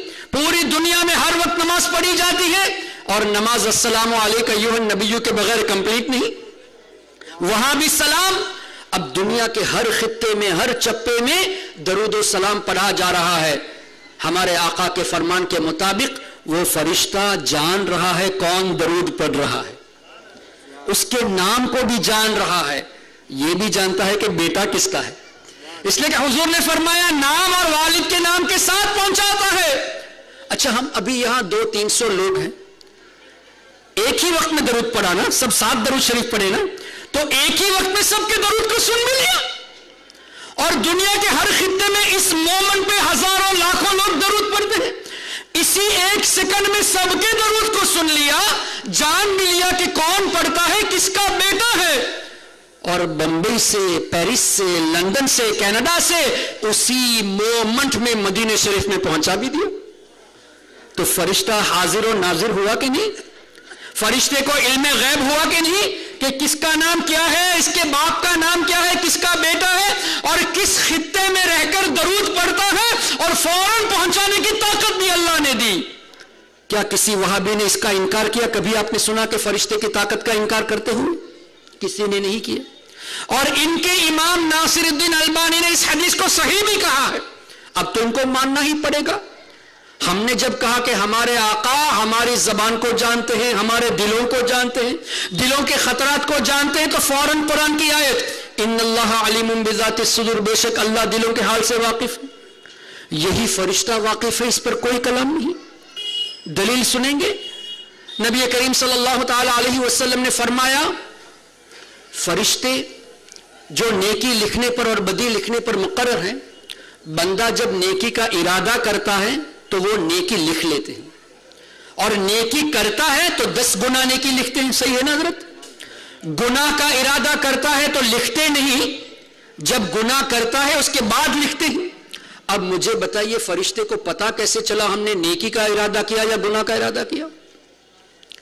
فرشتے کو نیکی کے ارادے پر نیکی لکھنے کے لیے پتا ہونا چاہیے کہ ہم نے ارادہ نیکی کا کیا، اور گناہ کے ارادے پر گناہ نہ لکھنے کو بھی پتا ہونا چاہیے کہ ہم نے گناہ کا ارادہ کیا. کیا کسی وہابی نے یہ کہا کہ نہیں فرشتہ کیسے دل کے حال کو جان لیا؟ اور یہ فرماتے ہیں آقا کریم صلی اللہ علیہ وسلم. کسی نے اعتراض نہیں کیا. کسی کو یہ ان اللہ علیم بذات الصدور والی آیت یاد نہیں آئی؟ جب ہم نے ہمارے آقا کے بارے میں کہا کہ دلوں کے حال جانتے ہیں تو فوراً آیت پیش کر دی. کیا پتا چلا؟ علم غیب سے کوئی انکار نہیں، حاضر و ناظر سے کوئی انکار نہیں. اگر حاضر و ناظر سے انکار ہوتا تو فرشتوں کا حاضر و ناظر ہونا یہ قبول نہیں کرتے، لیکن یہاں قبول کرتے ہیں. ڈفرنس یہ ہے کہ ان کو جیسے نبی سے محبت ہونی چاہیے وہ محبت نہیں ہے، وہ محبت نہیں ہے. اگر ہوتی تو اس کا انکار کبھی نہیں کرتے. اور اگر واقعی میں علم غیب کا اگر ان کا انکار ہے تو فرشتے کے غیب کا انکار کر کے دکھائے. حاضر و ناظر پر انکار ہے تو حاضر و ناظر فرشتے پر انکار کر کے دکھائے. اللہ अल्लाह अकबर। मुहतरम हजरात, एक फरिश्ता दुनिया में एक ही वक्त में करोड़ों मुसलमान दरूद और सलाम पेश करते हैं, उसी एक मोमेंट पे सबके नाम के साथ, वालिद के नाम के साथ हुजूर की बारगाह में पहुंच जाता है कि या रसूल अल्लाह, फला बिन फला ने आप पर दरूद और सलाम पेश किया। खादिम की ये ताकत, कबूल करते हैं, हदीस को सही भी कह दिया। ऐसी हदीस हम हमारे आका पर पेश करें तो फौरन ज़ईफ और मौजू कहते हैं। अब आप खुद ही बताइए, इनको इल्म गैब से इनकार है या नबी की मोहब्बत से इनकार है? नबी की जैसी मोहब्बत होनी चाहिए वो नहीं है।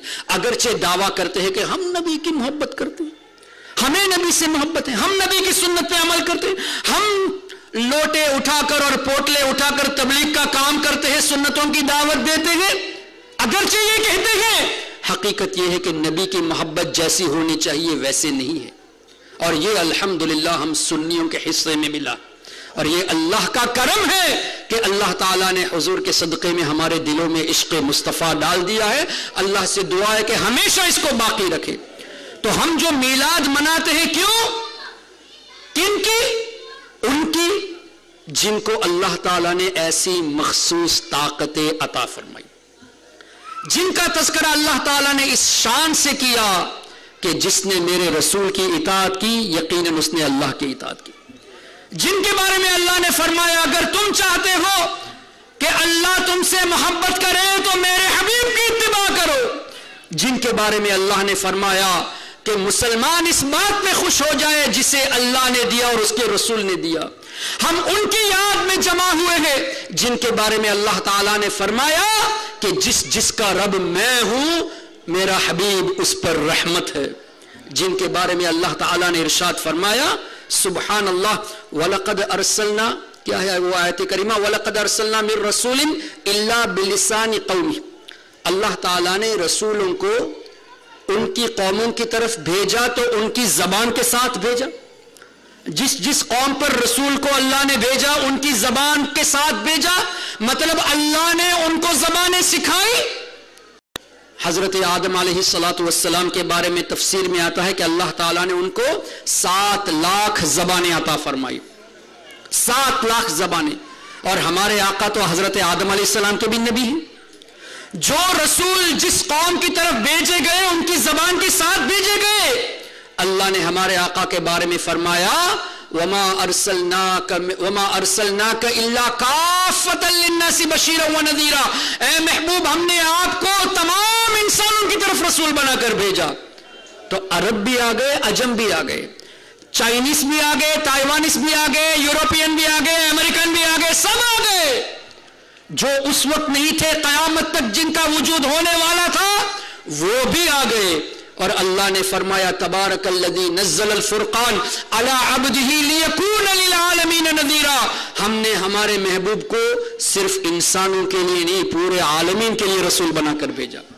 तो इंसान के भी रसूल, फरिश्तों के भी रसूल, जिनों के भी रसूल, दरिंदे परिंदे जानवरों को भी हमारे आका सल्लल्लाहु अलैहि वसल्लम रसूल है। जब सबके रसूल है तो सबकी जबान जानना साबित हुआ।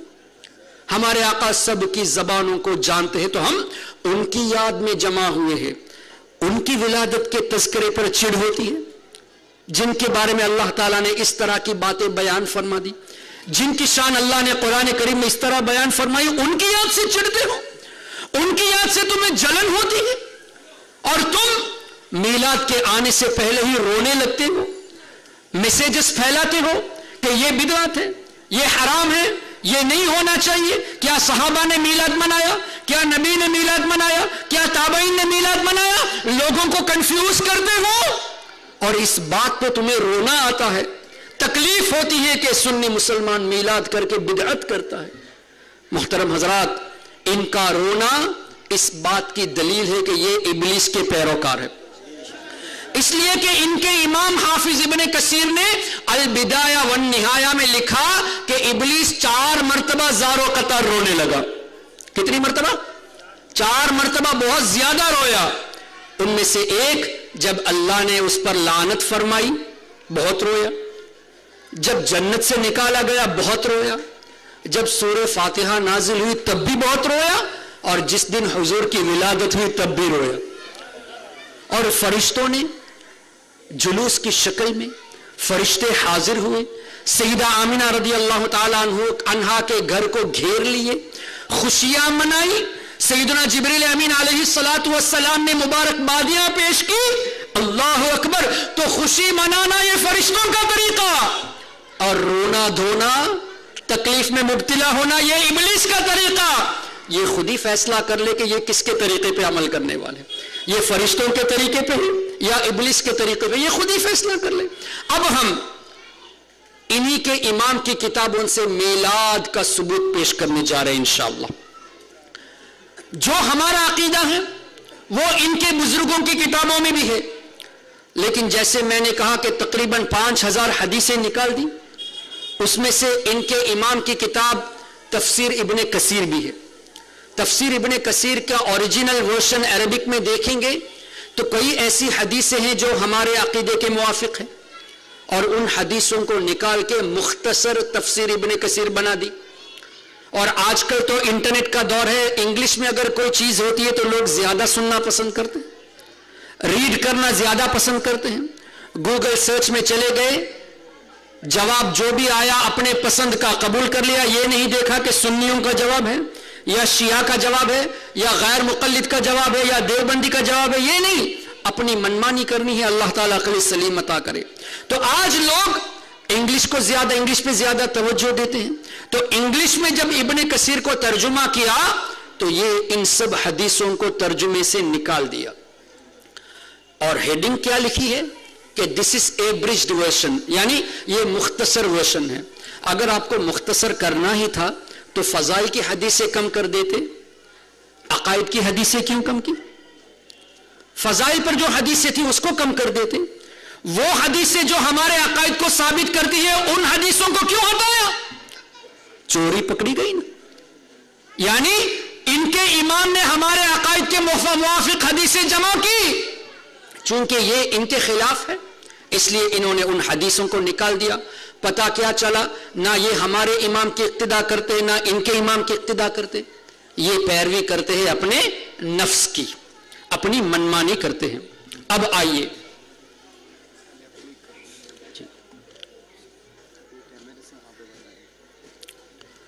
یہ آج کا جو پریزنٹیشن ہے، مولد اینڈ مس انٹرپریٹیشن، سامنے رکھ دیں، مولد اینڈ مس انٹرپریٹیشن۔ اور اس موضوع میں الحمدللہ کچھ حدیثیں میں نے جمع کی ہے جو ان کی عربی کتاب میں ہے تفسیر میں، اور انگلش ورژن سے ان کو ہٹا دیا گیا ہے۔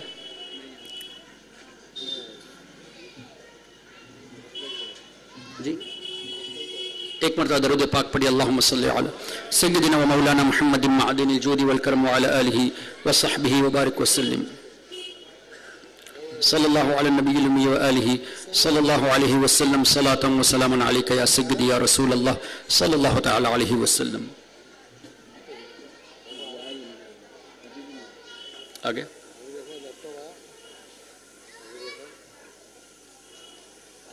صلی اللہ علی النبی الامی وآلہ صلی اللہ علیہ وسلم، صلاۃ و سلام علیک یا سیدی یا رسول اللہ۔ یہ ہے مولد اینڈ مس انٹرپریٹیشن، اور یہ ان کی تفسیر کی کتاب ہے تفسیر ابن کثیر، اور اس کا جو انگلش ورژن ہے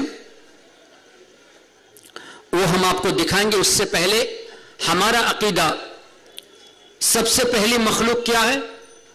اللہ تعالیٰ نے سب سے پہلے ہمارے آقا صلی اللہ علیہ وسلم کے نور کو پیدا فرمایا۔ ہمارے آقا صلی اللہ علیہ وسلم نبیوں میں سب سے پہلے۔ حضور اکرم صلی اللہ تعالیٰ علیہ وسلم نے ارشاد فرمایا، وَإِذْ أَخَذْنَا مِنَ النَّبِيِّينَ مِيثَاقَهُمْ وَمِنْكَ وَمِنْ نُوحٍ۔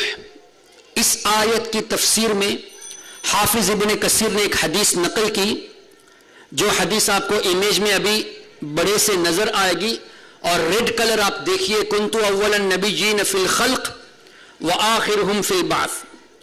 میں مخلوق میں نبیوں میں سب سے پہلا اور آخر میں بھیجا گیا۔ ہمارے آقا صلی اللہ علیہ وسلم نے فرمایا، نبیوں میں سب سے پہلے میں، پیدا کیا گیا اور بھیجا گیا آخر میں. اور اسی مفہوم پہ کئی حدیثیں سرکار صلی اللہ علیہ وسلم کی موجود ہے. جیسے میں اس وقت بھی نبی تھا کہ حضرت آدم جسم اور روح کے درمیان میں تھے, پانی اور مٹی کے درمیان تھے, میں اس وقت بھی نبی تھا. کئی حدیثیں اس سلسلے میں ہیں. اب یہ حدیث ہمارے عقیدے کو ثابت کرتی ہے کہ اللہ نے سب سے پہلے ہمارے آقا صلی اللہ علیہ وسلم کو پیدا فرمایا. یہ اس کو نہیں مانتے تو انگلش ورژن میں جو تفسیر ابن کثیر کا انگلش ورژن ہے, اس کا آگے دیکھیے, اس آیت کے نیچے وَإِذْ أَخَذَ اللَّهُ مِيثَاقَ النَّبِيِّينَ کے نیچے وہ حدیث ہی نہیں ہے, پوری حدیث کو غائب کر دی. اب انگلش میں پڑھنے والا جب ہم کہیں گے کہ حافظ ابن کثیر نے, تمہارے امام نے یہ حدیث لکھی ہے, وہ عربی میں تو نہیں دیکھے گا, وہ انگلش میں دیکھے گا اور کہے گا کہ سنی علماء جھوٹ بول رہے ہیں. وہ کہے گا کہ سنی علماء جھوٹ بول رہے ہیں. ابن کثیر میں تو ایسی کوئی روایت ہے نہیں. اس کو جھوٹ بلوایا کس نے؟ ان خبیث وہابیوں نے. یہ اپنے فالوور کو جھوٹ بلواتے ہیں ان کی زبان سے. یہ لوگ, ان کو شرم آنی چاہیے کہ جس کی تفسیر کو یہ مانتے ہیں, جس کی تفسیر کو رفع کرتے ہیں, اس امام نے یہ حدیث نقل کی اور انگلش ورژن میں اس کو مختصر کر کے ان حدیثوں کو نکال دیا. آگے بڑھتے ہیں. جینیولوجی آف نبی کریم صلی اللہ علیہ وسلم, ہمارے آقا صلی اللہ علیہ وسلم کا مبارک نسب. ہمارا کیا عقیدہ ہے کہ اللہ تبارک و تعالی نے رسول اکرم صلی اللہ تعالی علیہ وسلم کو پاک پشتوں سے اور پاک ماؤں کی رحموں سے منتقل فرمایا.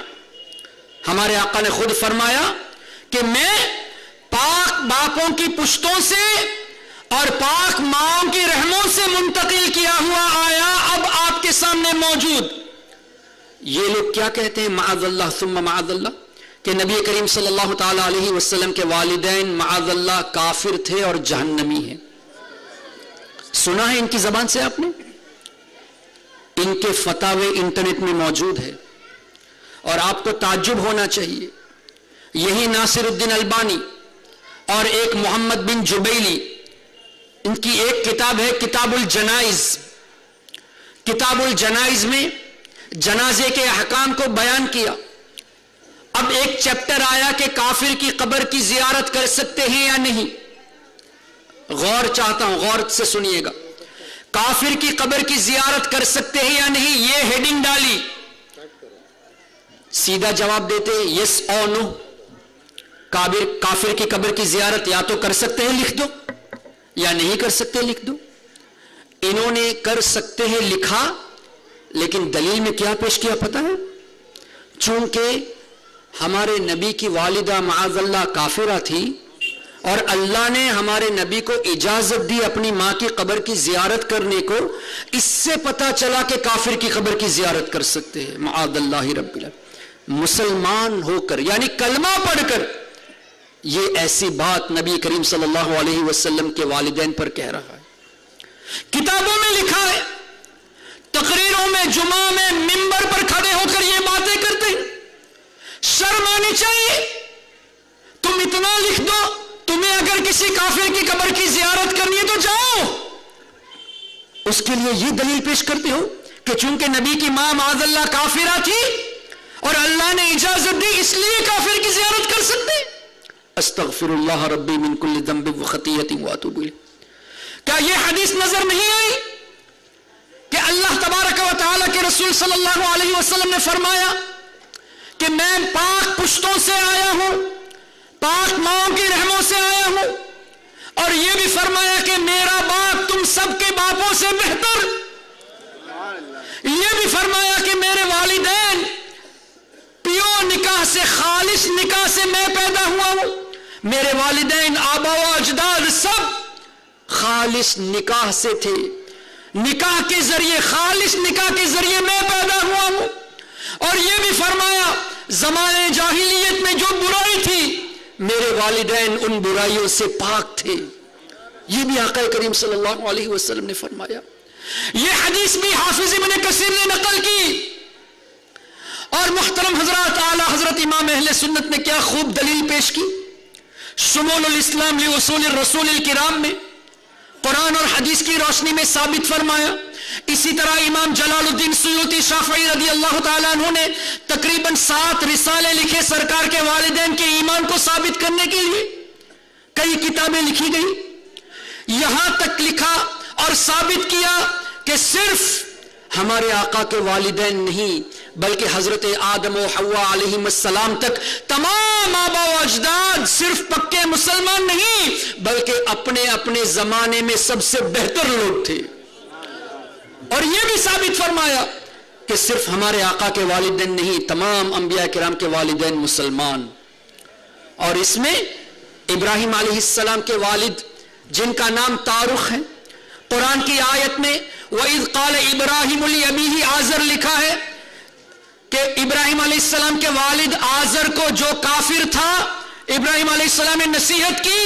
انہوں نے اس آیت کو مسکوٹ کر کے کہہ دیا کہ کیسے کہتے ہو کہ تمام انبیاء کے والد مسلمان اور ہمارے نبی کے آبا و اجداد میں سے حضرت ابراہیم علیہ السلام ہے، تو یہ حدیث کا انکار کرتے ہیں کہ تمام آبا و اجداد مسلمان نہیں. اگر مسلمان ہوتے تو آزر بھی مسلمان ہوتا اور قرآن سے ثابت کہ آزر کافر. یوں مسکوٹ کرتے ہیں. محترم حضرات، ان کو جاننا چاہیے کہ چچا کو بھی عربی میں ابو کہا گیا. اور ایک حدیث یہ پیش کرتے ہیں ان ابی و اباک فی النار. کسی نے پوچھا کہ یا رسول اللہ میرا باپ کہاں ہے؟ تو سرکار نے فرمایا تمہارا باپ اور میرا باپ جہنمی. اس حدیث میں تو بہت کلام ہے اور اگر اس کو مان بھی لیتے تو وہاں بھی چچا مراد ہے، ابو لہب مراد نہیں ہو سکتا. کیا صرف حضرت عبداللہ کو مراد لیا تم نے؟ اور تمہارا امام ابن کثیر نے وَإِذْ قَالَ إِبْرَاهِيمُ لِأَبِيهِ کے تفسیر میں لکھا ہے کہ ابراہیم علیہ السلام کے والد تارخ تھے، آزر نہیں تھے. تمہارے امام نے بھی لکھا ہے، تم اس کو بھی ٹرانسلیشن سے ہٹا دیے اور یہ ثابت کرنا چاہتے ہو کہ ابراہیم علیہ السلام کے والد معاذ اللہ وہ کافروں میں سے تھے. اور قرآن کریم میں اللہ نے فرمایا انما المشرکون نجس، مشرکین بے شک نجس ہیں. جب نجس ہے تو کیا نبی کریم صلی اللہ علیہ وسلم قرآن کے خلاف جائیں گے؟ مشرکین نجس، ان کے کہنے کے مطابق ہمارے نبی کے والدین معاذ اللہ جب کافر تھے تو نجس ہوئے. اور نجس جب تھے تو کیا نبی نے قرآن کی اس آیت پہ عمل نہیں کیا؟ ان کو پاک اور صاف کیوں فرمایا؟ حضور کہتے ہیں کہ وہ نجس تھے معاذ اللہ، نہیں فرمایا بلکہ یہ کہا کہ وہ صرف پاک نہیں بلکہ سب سے بہتر بھی تھے. صرف وہی پاک نہیں، میرے تمام آبا و اجداد پاک ہے. آقا کریم صلی اللہ علیہ وسلم نے ارشاد فرمایا، اللہ اکبر. اس مفہوم کی حدیث سے کئی ایک ہے. ترمذی شریف کی حدیث، نبی کریم صلی اللہ علیہ وسلم کا فرمان کہ اللہ تبارک و تعالی نے جب مخلوق پیدا کی تو 2 گروہ بنائے، اس میں مجھے بہتر گروہ میں بنایا. اور جب خاندان پیدا کیے تو مجھے بہتر خاندان میں بنایا. جب قبیلے پیدا کیے مجھے بہتر قبیلے میں رکھا. اور آخر میں سرکار نے فرمایا انا خیرکم بیتا و خیرکم نفسا، میں گھر کی حیثیت سے، نسب کی حیثیت سے بھی تم سب میں بہتر ہوں اور ذات کی حیثیت سے بھی سب سے بہتر ہوں. اللہ اکبر. سرکار صلی اللہ علیہ وسلم نے اس طرح کی کئی حدیثیں بیان فرمائی.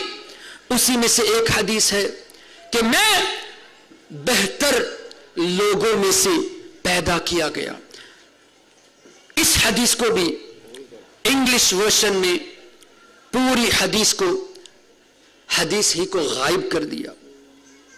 ان اللہ بعثت من قرون بنی آدم، اس حدیث کے نیچے وہ حدیث ہے کہ اللہ تعالیٰ نے مجھے پاک اور صاف والدین کے ذریعے پیدا فرمایا اور اللہ تبارک و تعالیٰ نے میرے والدین کو اتنی عظمت عطا فرمائی کہ زمانے جاہلیت کے سب برائیوں سے وہ پاک تھے اور نسب کی حیثیت سے میں بہتر ہوں.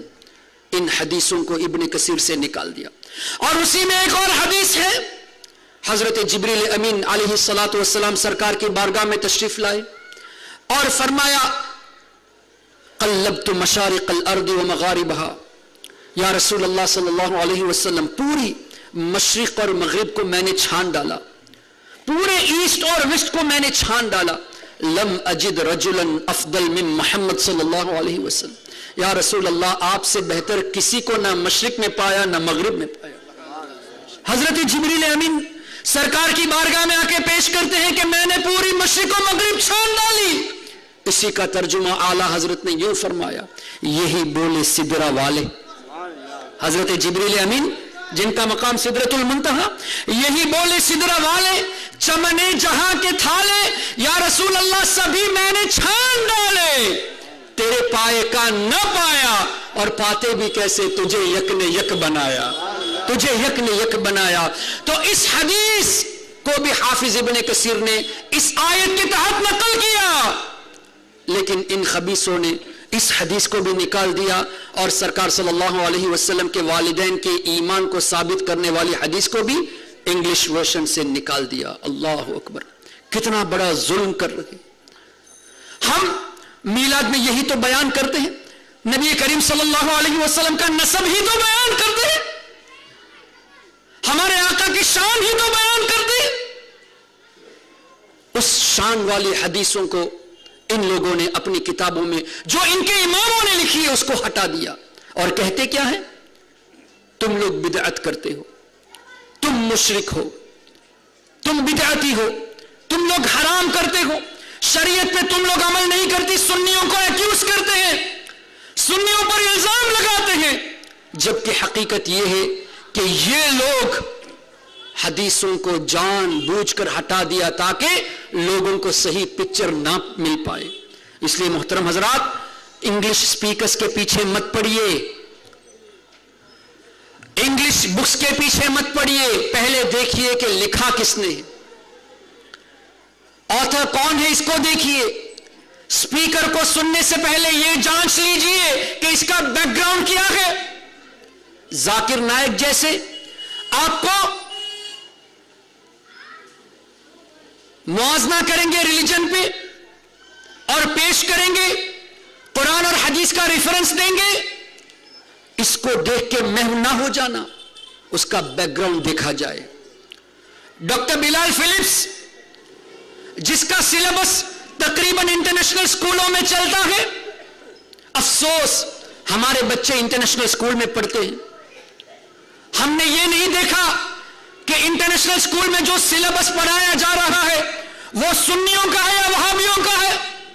तकरीबन दुनिया में इस वक्त जो भी सिलेबस चल रहा है वो डॉक्टर बिलाल फिलिप्स का है, और उसमें उसने ऐसी शिर्क वाली बातों को, कुरान को मिसकोट करके मुसलमानों को मुशरिक ठहराया है, हदीसों को मिसकोट किया है, हदीस का तर्जुमा गलत पेश करते हैं। आप अपने बच्चों के सामने सरकार के फजाइल बयान करते होंगे, आप मीलाद और 11वीं शरीफ करते होंगे, आप नियाज फातिहा की तलकीन करते होंगे, लेकिन आपको पता नहीं चलता कि 10वीं क्लास तक जब पहुंचते हैं को अकीदे को खो बैठे, इसलिए कि आपने खाली बताया है, दलाइल से सिखाया नहीं। आपने इनको बच्चों को दलाइल नहीं सिखाए, तो जब वो लोग मिसकोट करते तो समझते हैं कि हमारे बाप दादा आज तक शिर्क करते आए और आपका बच्चा आपको मुशरिक कहता है। क्या यह नहीं होता? आज का बच्चा सऊदी में 2 साल काम करके आता है, कुवैत में 2 साल काम करके आता है, अब कहता है कि जब तक हिंदुस्तान पाकिस्तान में थे हम समझते थे कि यही इस्लाम है, वहां जाने के बाद पता चला कि हम लोग तो मुशरिकों जैसा काम करते थे। कहते हैं कि नहीं, अपने वालिदैन को, बाप दादाओं को मुशरिक बना देते। कल भी मैंने ये बात पेश की, आज भी पेश करता हूं और जहां जहां जरूरत पड़ेगी इंशाअल्लाह पेश करूंगा। ऐ वहाबियों, तुम अपने बाप, मां बाप को, दादा दादी को मुशरिक कहकर अपने आप को हरामी साबित करते हो, इसलिए कि अगर बाप ने शिर्क किया, दादा ने शिर्क किया, तो शिर्क करने से निकाह टूटा कि नहीं? कुफर हो गया तो निकाह खत्म हुआ, और निकाह खत्म होने के बाद तुम्हारी पैदाइश हुई तो हलाली हुई कि हरामी हुई? तुम अपने बाप दादा को मुशरिक कहकर अपने आप को हरामी कहते हो। शर्म आनी चाहिए इन लोगों को। और कुरान की आयत ये पेश करते हैं कि जब कुफ्फार ने कहा तो हम तो अपने बाप दादाओं के दीन की पैरवी करते हैं, اس آیت کو لے کے، ان آیتوں کو لے کے ہم پر فٹ کرتے ہیں کہ تم بھی کہتے ہو کہ ہمارے بزرگوں کا یہ معمول ہے، تو یہ کہنا غلط ہے، اللہ نے مذمت فرمائی۔ ارے وہاں مذمت ان کی ہے جو کفر و شرک عقیدے پر تھے، بزرگوں کو ماننے کے لیے تو اللہ تعالیٰ نے کئی آیتیں نازل فرمائی، کئی حدیثیں ہیں کہ اولیاء کرام کی اتباع کیا جائے۔ روزانہ یہ وہابی بھی نماز پڑھتا ہے نا، فرض رکعتیں دن میں کتنے ہیں؟ کم سے کم کتنی ہے؟ فجر میں 2، ظہر میں 4، عصر میں 4، مغرب میں 3، عشاء میں 4 اور وتر کے ساتھ کل 20 رکعتیں ہوئی۔ ہر رکعت میں سورہ فاتحہ میں کیا یہ نہیں پڑھتے اہدنا الصراط المستقیم؟ اے اللہ ہمیں سیدھے راستے پر چلا، صراط الذین انعمت علیہم، ان کا راستہ جن پر تو نے انعام کیا، یعنی نیک بندوں کے راستے پر چلا، انبیاء کے راستے پر چلا، صدیقین کے راستے پر چلا، شہداء کے راستے پر چلا، صالحین کے راستے پر چلا۔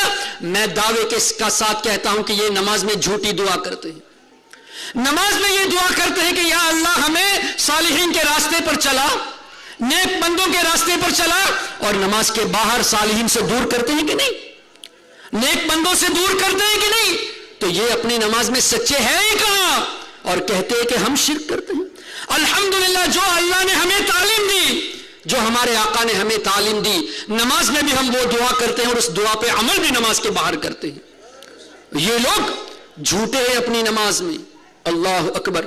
تو محترم حضرات، اس طرح کی باتیں کر کے ہمارے ذہنوں کو خراب کرتے ہیں، تو آپ سپیکر کو مت دیکھیے، اس کا بیک گراؤنڈ دیکھیے کہ وہ ریال اور ڈالر پہ پلنے والا ہے یا سنی صحیح العقیدہ ہے جو صرف اور صرف اخلاص کے لیے دین کا کام کرتا ہے۔ آپ کو یہ لوگ ایسے ہی ملیں گے جو قرآن اور حدیث کو مسکوٹ کرتے ہیں ریال اور دولت کی ہوس میں، اور آپ کے بچوں کے ایمان کو لوٹ رہے ہیں۔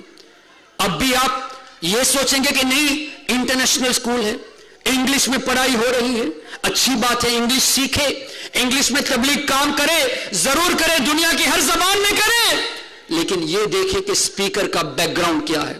ایسا نہ ہو کہ آپ اسے سکھانے کے لیے بھیجیں دنیاوی تعلیم تاکہ وہ کما کے آپ کو کھلائے، آپ نے اس کی پرورش بچپن سے لے کے جوانی تک کی، ایسا نہ ہو کہ جہنم میں جانے کا وہ ذریعہ بن جائے، ایمان کو کھو بیٹھے، ایسا نہ ہو۔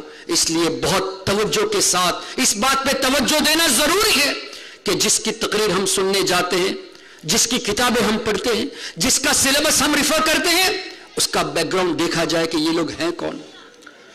آگے بڑھتے ہیں اور آگے اور آگے۔ اس کے بعد حضرت سعد بن قارب رضی اللہ تعالیٰ عنہ ایک صحابی رسول، جنہوں نے سرکار صلی اللہ تعالیٰ علیہ وسلم کے سامنے قصیدہ پڑھا، جیسے حضرت حسان بن ثابت، تقریباً 30 یا 33 صحابہ کرام کی لسٹ ہمارے پاس ہے الحمدللہ، جو شاعر تھے، جو نعت سرکار صلی اللہ علیہ وسلم کے شان میں پڑھتے تھے اور شاعر بھی تھے۔ ان میں سے ایک حضرت سعد بن قارب رضی اللہ تعالیٰ، ان کی شاعری جو سرکار صلی اللہ علیہ وسلم کے سامنے انہوں نے پیش کی، اس کا ایک مصرع ہے، آپ دیکھیے دوسری لائن میں، اس طرف چوتھی لائن میں وَأَنَّكَ مَأْمُونٌ عَلَى كُلِّ غَائِبٍ، حضور کی بارگاہ میں حضرت سعد بن قارب رضی اللہ تعالیٰ عنہ کہتے ہیں کہ یا رسول اللہ صلی اللہ علیہ وسلم، اللہ نے آپ کو ہر غیب سے پہ اطلاع دی ہے، اللہ نے آپ کو ہر غیب سکھا دیا ہے۔ صحابی رسول سرکار کے سامنے یہ شعر پیش کرتے ہیں، اور حضور اکرم صلی اللہ تعالیٰ علیہ وسلم نے یہ تو نہیں فرمایا کہ تم نے شرک کیا، قُلْ لَا أَعْلَمُ الْغَيْبَ لَاسْتَكْثَرْتُ مِنَ الْخَيْرِ، جو وہاں بھی پیش کرتے ہیں، اس آیت کو پیش نہیں کیا، اس لیے کہ سرکار تو جانتے ہیں نا کہ وہ آیت یہ کہہ رہی ہے کہ ذاتی طور سے اللہ کے سوا کوئی نہیں جانتا۔ یہ کہاں کہتی ہے کہ اللہ تعالیٰ کسی کو غیب کا علم دیتا نہیں، یہ کہاں ثابت ہے؟ وہاں تو یہ ہے کہ ذاتی طور سے اللہ جانتا ہے، اللہ کے سوا کوئی نہیں جانتا۔ اور صحابی رسول کا عقیدہ یہ ہے کہ وہ بھی یہی کہتے ہیں کہ یا رسول اللہ، ذاتی طور سے تو اللہ جانتا ہے، لیکن اللہ نے آپ کو ہر غیب پہ مطلع کیا ہے، ہر ہر غیب عطا فرمایا. سبحان اللہ. اس کو نبی کریم صلی اللہ علیہ وسلم نے قبول فرمایا. اور ایک روایت آتی ہے کچھ بچیوں نے قصیدہ پڑھا, اس میں جب غیب کی بات آئی کہ ہم میں وہ نبی ہے جو کل کی بات بتا دیتے ہیں, سرکار صلی اللہ علیہ وسلم نے اس کو روکا اور فرمایا کہ آگے پڑھو. اس حدیث کو لے کے اس کو بھی مسکوٹ کر کے کہتے ہیں, دیکھو سرکار نے فرمایا نا میں کل کی خبر نہیں جانتا, بچیوں نے یہ کہا اس لیے میں نے روک دیا. وہ حدیث پیش کر کے یہ ثابت کرنا چاہتے کہ حضور غیب نہیں جانتے, جبکہ اس کو مسکوٹ کیا. اس حدیث کا کیا کہو گے جہاں سرکار نے قبول فرمایا کہ ہاں میں غیب جانتا ہوں, صحابی رسول کو نوازا بھی, قبول فرمایا, اور اس کو نقل بھی تمہارے امام حافظ ابن کثیر نے کیا ہے, یہ بھی تفسیر ابن کثیر میں ہے, اور تم نے انگلش ورژن میں اس کو بھی ہٹا دیا. کیوں؟ تمہارا کہنا یہ ہے کہ نبی کو غیب داں جاننا یہ کفر ہے. معاذ اللہ رب العالمین. وَإِذْ صَرَفْنَا إِلَيْكَ نَفَرًا مِّنَ الْجِنِّ يَسْتَمِعُونَ الْقُرْآنَ. سورہ احقاف کی اس آیت کے تحت تمہارے امام حافظ ابن کثیر نے حضرت سعد بن خارب کے شعر کو نقل کیا, اور تم نے انگلش ورژن میں اس کو ہٹا دیا تاکہ تمہاری چوری پکڑی نہ جائے. لیکن اعلی حضرت کے غلاموں سے بچ نہیں پاؤ گے. ہم الحمدللہ علماء کرام کے, سنی علماء کے غلام ہیں, اور یہ ہمارے علماء کرام کا فیضان ہم پر ہے. اعلی حضرت کی غلامی کا صدقہ ہے. اگرچہ میں جاہل ہوں, میں آپ لوگوں سے چیلنج کرتا ہوں, سچے ہو تو سامنے آ جاؤ, لیکن انشاءاللہ کبھی یہ نہیں آ پائیں گے. باتیں ضرور کریں گے, کبھی آئیں گے نہیں. ہمارے پاس ان کا پورا ریکارڈ ہے, کہاں کہاں کیسی کیسی چوری کی ہے ان لوگوں نے. الحمدللہ ثم الحمدللہ, یہ اعلی حضرت کا فیضان ہے. محترم حضرات, یہ سب اس لیے بتایا جا رہا ہے کہ آپ کے ذہن میں رہے, اور آپ بھی ان کو بلا خوف ان سے سوال کیجئے کہ تم نے یہ کیا کیوں. تمہارے امام نے جو حدیثیں ہمارے عقائد کے تعلق سے پیش کی ہے اس کو ہٹایا کیوں؟ تو کہیں گے مختصر کرنی تھی. تو مختصر کرنا تھا تو دوسری حدیثیں جو فضائل کے تعلق سے اس کو ہٹا دیتے, اعمال کے تعلق سے ہٹا دیتے. ایمان کے تعلق سے حدیثوں کو کیوں ہٹایا؟ ان کی چوری پکڑی جائے گی. بلا خوف آپ ان سے سوال کریں, اور ضرورت ہو تو الحمدللہ یہ غلام رضا حاضر ہونے کو تیار ہے. جہاں کہیں انشاءاللہ ہمارے علماء کرام حاضر ہو جائیں گے. لیکن یہ بھی دعوے کے ساتھ کہہ دیتے ہیں یہ کبھی سامنے آئیں گے نہیں. آنے کا دعویٰ کریں گے, وقت آنے پر یہ پھر جائیں گے. اور الحمدللہ سنی کبھی بھاگتا نہیں ہے. سنی نہ کسی سے ڈرتا ہے, نہ کسی میدان سے بھاگتا ہے. آپ تاریخ اٹھا کے دیکھ لیجئے, ہمارے اکابرین نے بڑے بڑے مناظرے کیے. حاجی صاحب ہیں جنہوں نے کئی علماء کرام کی زیارت کی ہے, ان سے پوچھ لیجئے کتنے مناظرے ایسے ہوئے اور ہونے والے تھے, وقت طے ہونے کے بعد وہ لوگ آئے ہی نہیں, اور آئے تو بھی بھاگ کے جانا پڑا. یہ سب عشق مصطفیٰ کا صدقہ ہے. آگے بڑھتے ہیں. یہ لوگ مولد کے بارے میں کہتے ہیں نا کہ مولود یہ بدعت ہے. یہ مظفر شاہ نے شروع کی تھی میلاد منانا, نبی نے میلاد نہیں منایا. یہ کہتے ہیں صحابہ نے نہیں منایا, 300 یا 400 ہجری کے بعد مظفر شاہ نے منایا. therefore this is بدعت. میلاد کا مطلب, مولد کا مطلب انہوں نے آپ کے سامنے غلط پیش کیا. ابن تیمیہ نے لکھا اپنی کتاب, یہ کتاب ابن تیمیہ نے اپنی کتاب میں لکھا, آگے کا پیج دیں, کہ جس طرح کرسچینز میلاد مناتے ہیں, جس طرح نصرانی میلاد مناتے ہیں عیسیٰ علیہ السلام کا, اس طرح منانا یہ غلط ہے. ہم بھی تو مانتے ہیں, اس لیے کہ وہ حضرت عیسیٰ علیہ السلام کو اللہ کا بیٹا سمجھ کر میلاد مناتے ہیں, ہم اللہ کا نبی سمجھتے ہیں. بہت بڑا فرق ہے. ہم نے سرکار کو اللہ کا بیٹا تو نہیں مانا, ہم نے حضور صلی اللہ علیہ وسلم کو نہ اللہ مانا نہ اللہ کا بیٹا مانا. تو ہم نے جب میلاد کیا تو کرسچینز کا کوئی تعلق اس سے ہے ہی نہیں. آگے ابن تیمیہ لکھتا ہے وَأَمَّا محبت للنبی صلی اللہ علیہ وسلم وتعظیما، رہی بات حضور اکرم صلی اللہ تعالی علیہ وسلم کی کہ ان کی تعظیم میں، پیچھے ان کی تعظیم میں، ان کی توقیر میں میلاد منایا جائے تو یہ ایسی ہے قد یصیبہم علی ہذہ المحبہ والاجتہاد کہ اللہ تعالیٰ یقیناً اس کو اس محبت سے میلاد منانے پر اجر عطا فرمائے گا. کس نے لکھا؟ امام الوہابیہ، جس کو یہ لوگ شیخ الاسلام ابن تیمیہ کے نام سے یاد کرتے ہیں. ابن تیمیہ نے یہ لکھا کہ رہی تعظیم کی تو تعظیم کے ساتھ میلاد منانا یہ صرف جائز نہیں، یقیناً اس محبت پر اللہ تعالیٰ ثواب بھی عطا فرمائے گا. اب میں آپ سے پوچھنا چاہتا ہوں، آپ نبی کی دشمنی میں میلاد مناتے ہیں یا محبت میں؟ تعظیم میں مناتے ہیں یا گستاخی میں؟ اللہ اکبر. تو ہم نے جو کیا تمہارے امام نے اس کی تائید کر دی نا. امام الوہابیہ نے اس کی تائید کر دی.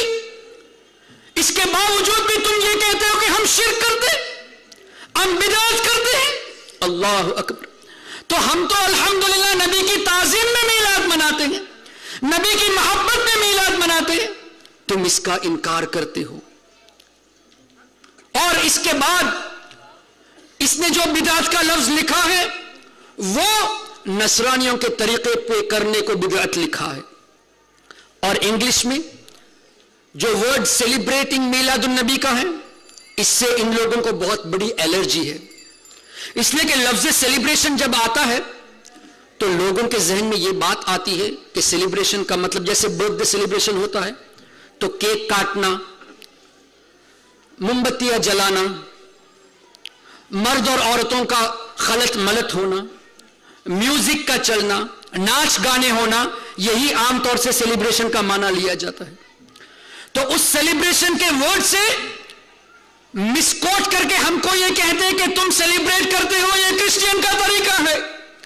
جبکہ اس سیلیبریشن کو تعظیم کی حیثیت سے کرنا تمہارے امام نے جائز لکھا اور باعث ثواب لکھا. ہم تمہاری اس الرجی کو دور کرنے کے لیے ہم مطالبہ کرتے ہیں کہ سیلیبریشن کا ورڈ ہٹا دو. میلاد کیا ہے؟ سرکار صلی اللہ علیہ وسلم کی پیدائش کا ذکر، حضور کی پیدائش کے وقت جو جو معجزات ظاہر ہوئے اس کا ذکر، سیدہ آمینہ رضی اللہ تعالی عنہ نے جو جو عجائبات دیکھے اس کا ذکر، سرکار صلی اللہ علیہ وسلم کی مبارک بچپنے کا ذکر، یہی تو میلاد میں ہوتا ہے. تو آپ بجائے اس کے کہ سیلیبریٹنگ میلاد لکھو، کممریٹنگ میلاد لکھ دو. کممریشن آف مولود یعنی میلاد کا تذکرہ، حضور کی ولادت کا تذکرہ. یہ لوگ جانتے ہیں لیکن جان بوجھ کر لفظ سیلیبریشن کو رکھ کے مسکوٹ کر کے آپ کو میلاد سے ہٹانا چاہتے ہیں اور آپ کے ذہن میں یہ بات ڈالتے ہیں کہ یہ سیلیبریشن کرسچین کا طریقہ ہے اور ابن تیمیہ کا حوالہ بھی دیتے ہیں، لیکن اس اصلیت کو چھپاتے ہیں جہاں خود امام ابن تیمیہ نے، ان کے امام ابن تیمیہ نے لکھا کہ اگر تعظیم کے طور پہ نبی کی محبت میں کیا جائے تو یہ باعث ثواب ہے. اللہ اکبر. اب کہو اپنے امام ابن تیمیہ کو مشرک کہو، اس کو بدعتی کہو، اسی کی کتاب کو رکھ کے تم ہمیں مشرک کہتے ہو نا، اب اس کو بدعتی کہو، لیکن یہ نہیں کہتے. کیوں؟ اپنے امام سے محبت ہے، اپنے امام کی تقلید کرتے ہو. ہم سے کہتے ہو تقلید کرنا شرک ہے، چاروں ائمہ کی تقلید کرنا شرک ہے، اور تم بھی تو اپنے امام کی تقلید کرتے ہو، اس کے کہنے پر فتویٰ دیتے ہو. تو شرک کہاں سے ہوا؟ اگر شرک ہوتا تو تم ان کی تقلید چھوڑ دو. ہاں حقیقت یہ ہے کہ ہم بھی تقلید کرتے ہیں، تم بھی تقلید کرتے ہو، لیکن فرق بہت بڑا ہے.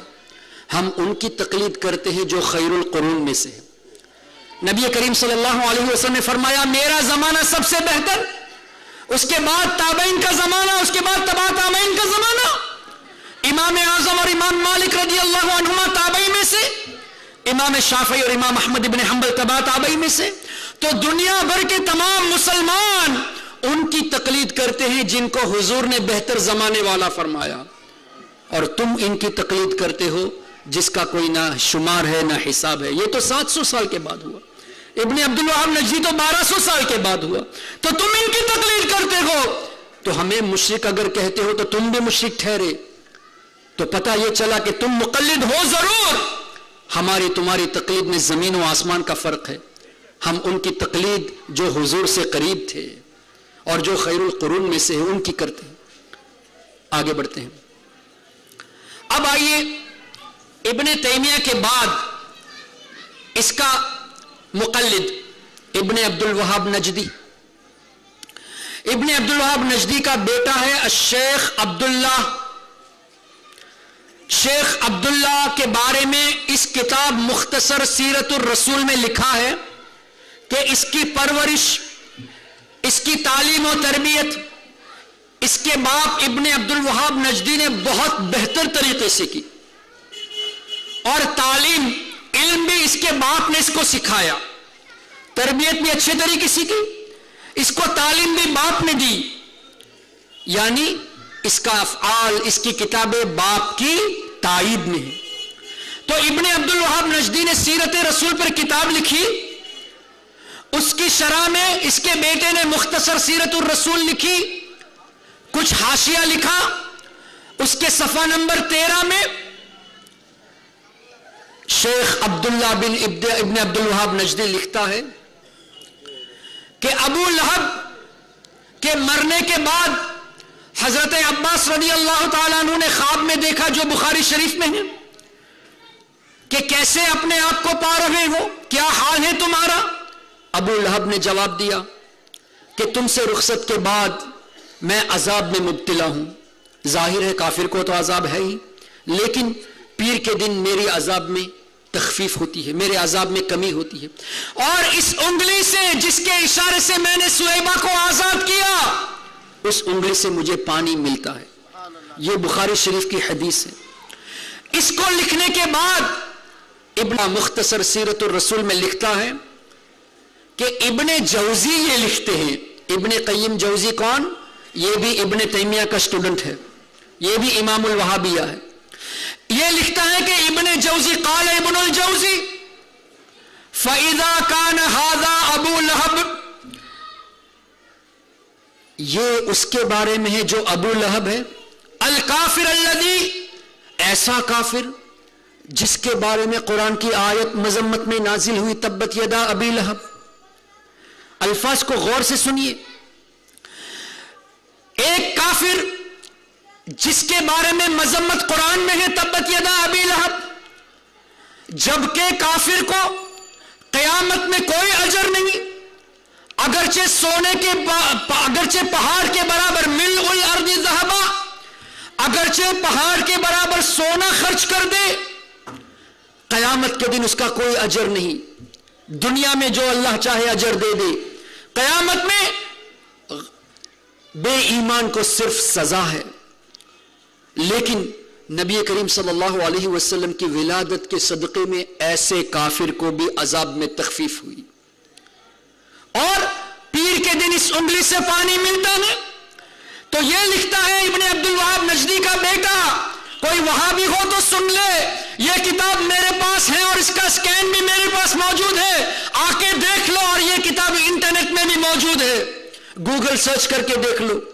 मुख्तसर सीरतुर रसूल में इब्ने अब्दुल वहाब नजदी का बेटा लिखता कि इब्ने जौजी ये कहते कि अबू लहब जैसे काफिर को यह फायदा हुआ हुजूर की विलादत की खुशी में लौंडी को आजाद करने पर, जबकि उसने नबी समझकर खर्च नहीं किया बल्कि भतीजा समझकर खर्च किया। फिर भी उसको ये फायदा हुआ कि उसके कब्र में तखफीफ और पानी मिलता है उंगली से। फमा हालुल मुस्लिमिल मुवहिदी, तो उस मुसलमान मुवहिद का, मिन उम्मतिही सल्लल्लाहु अलैहि वसल्लम, हुजूर की उम्मत का, उस मुसलमान का क्या हाल होगा। युसिर्रु बिमौलिदिही, जो हुजूर की विलादत की खुशी मनाए। جب کافر کو اتنا فائدہ پہنچتا ہے تو سرکار کی ولادت کی خوشی منانے والے حضور کی امتی کا کیا حال ہوگا کہہ کے تمہارا امام لکھتا ہے، اور تم ہمیں کہتے ہو کہ میلاد منانا بدعت ہے، جبکہ تمہارے امام نے اس کو ثابت کیا، اور تمہارے امام کے امام ابن جوزی نے اس کو لکھا۔ اللہ اکبر۔ محترم حضرات، اب سچے دل سے بتائیے یہ چوری نہیں تو اور کیا ہے؟ ان کے اماموں نے اس کو تسلیم کیا۔ ہاں، جو مظفر شاہ نے میلاد منایا تھا وہ انداز الگ تھا، جس طرح بہت بڑی دعوت کے اہتمام کے ساتھ ہم لوگ کرتے ہیں، بڑی بڑی محفل منعقد کرتے ہیں جس میں نعت شریف پڑھی جاتی، تقریریں ہوتی ہے، نیاز ہوتا ہے، خوب چراغاں کیا جاتا ہے۔ اس طرح میلاد کی ایجاد مظفر شاہ صاحب نے کی تھی، مظفر خان نے جو بادشاہ تھا، اور اس کے بارے میں وہابی کہتے ہیں کہ وہ شیعہ تھا، جبکہ یہ غلط ہے۔ اصلی میلاد، حضور کی ولادت کا ذکر کرنا، یہ اللہ کی سنت ہے۔ قرآن پڑھے تو پتہ چلے، کیا حضرت عیسیٰ علیہ السلام کی ولادت کا ذکر قرآن میں نہیں ہے؟ کیا حضرت موسیٰ علیہ السلام کا، حضرت اسحاق علیہ السلام کا، حضرت اسماعیل علیہ السلام کا، حضرت ابراہیم علیہ السلام کا، حضرت یحییٰ علیہ السلام کا، ارے انبیاء کرام کی بات تو دور، حضرت مریم کی ولادت کا بھی ذکر قرآن کریم میں ہے۔ اور کوئی شخص روزانہ قرآن پڑھے تو روزانہ وہ انبیاء کرام کی میلاد مناتا ہے کہ نہیں؟ انبیاء کی ولادت کا تذکرہ کرتا ہے، وہ سب جائز، امام الانبیاء کا تذکرہ کرنا ناجائز؟ معاذ اللہ رب العالمین۔ تو ولادت کا تذکرہ یہ اللہ کی سنت، اور خود حضور کی بھی سنت ہے، اور صحابہ کرام نے بھی ولادت کا تذکرہ فرمایا۔ جس انداز سے اب ہو رہا ہے، یہ طریقہ بعد میں ایجاد ہوا، اس کو بدعت کہتے ہیں۔ اور میں آپ کو ایک ویڈیو وقت ہوگا تو بتاؤں گا، ڈاکٹر بلال فلپس نے کہا کہ جو میلاد میں لوگ عام طور سے قرآن کی تلاوت کرتے ہیں یہ جائز ہے، نعت شریف پڑھتے ہیں، سرکار کی تعریف کرتے ہیں، جائز ہے، حضور صلی اللہ علیہ وسلم کی مبارک زندگی کے مختلف گوشوں پہ تقریر کرتے ہیں، یہ بھی جائز ہے، کھانا کھلاتے ہیں، یہ بھی جائز ہے، یہ سب اچھے کام ہیں، لیکن ان چاروں کاموں کو اکٹھا کرنا یہ بدعت ہے۔ قرآن پڑھنا اچھی بات ہے، سرکار کی تعریف کرنا اچھی بات ہے، تقریر کرنا اچھی بات ہے، کھانا کھلانا اچھی بات ہے، لیکن سب کو ملا کے مت کرو۔ اور میلاد میں سب ایک ہی محفل میں ہوتی ہے۔ اب کس طرح یہ مسکوٹ کر کے کہتے ہیں؟ اللہ اکبر۔ اصل میلاد سے انکار نہیں ہے، انکار ہوتا تو ان کے امام لکھتے نہیں۔ یہ اصل میلاد کو انکار کرنے کے لیے اپنے امام کے بھی خلاف، ہمارے ائمہ کے بھی خلاف، اپنی منمانی سے اصل میلاد کا انکار کرنے کے لیے سیلیبریشن کا ورڈ کو مسکوٹ کرتے ہیں، اس کا مس ٹرانسلیٹ کرتے ہیں، اور ذہن دیتے ہیں کہ یہ تو کرسچینز کا طریقہ ہے، اور سنی مسلمانوں کو کنفیوز کرتے ہیں۔ ہاں، اگر آپ کے میلاد کے جلسے میں اگر آپ نے ناچ گانا کیا تو ہم بھی کہیں گے کہ غلط کیا، مرد عورت کا خلط ملط ہوا تو ہم بھی کہیں گے غلط ہوا، پردے کا انتظام کرو۔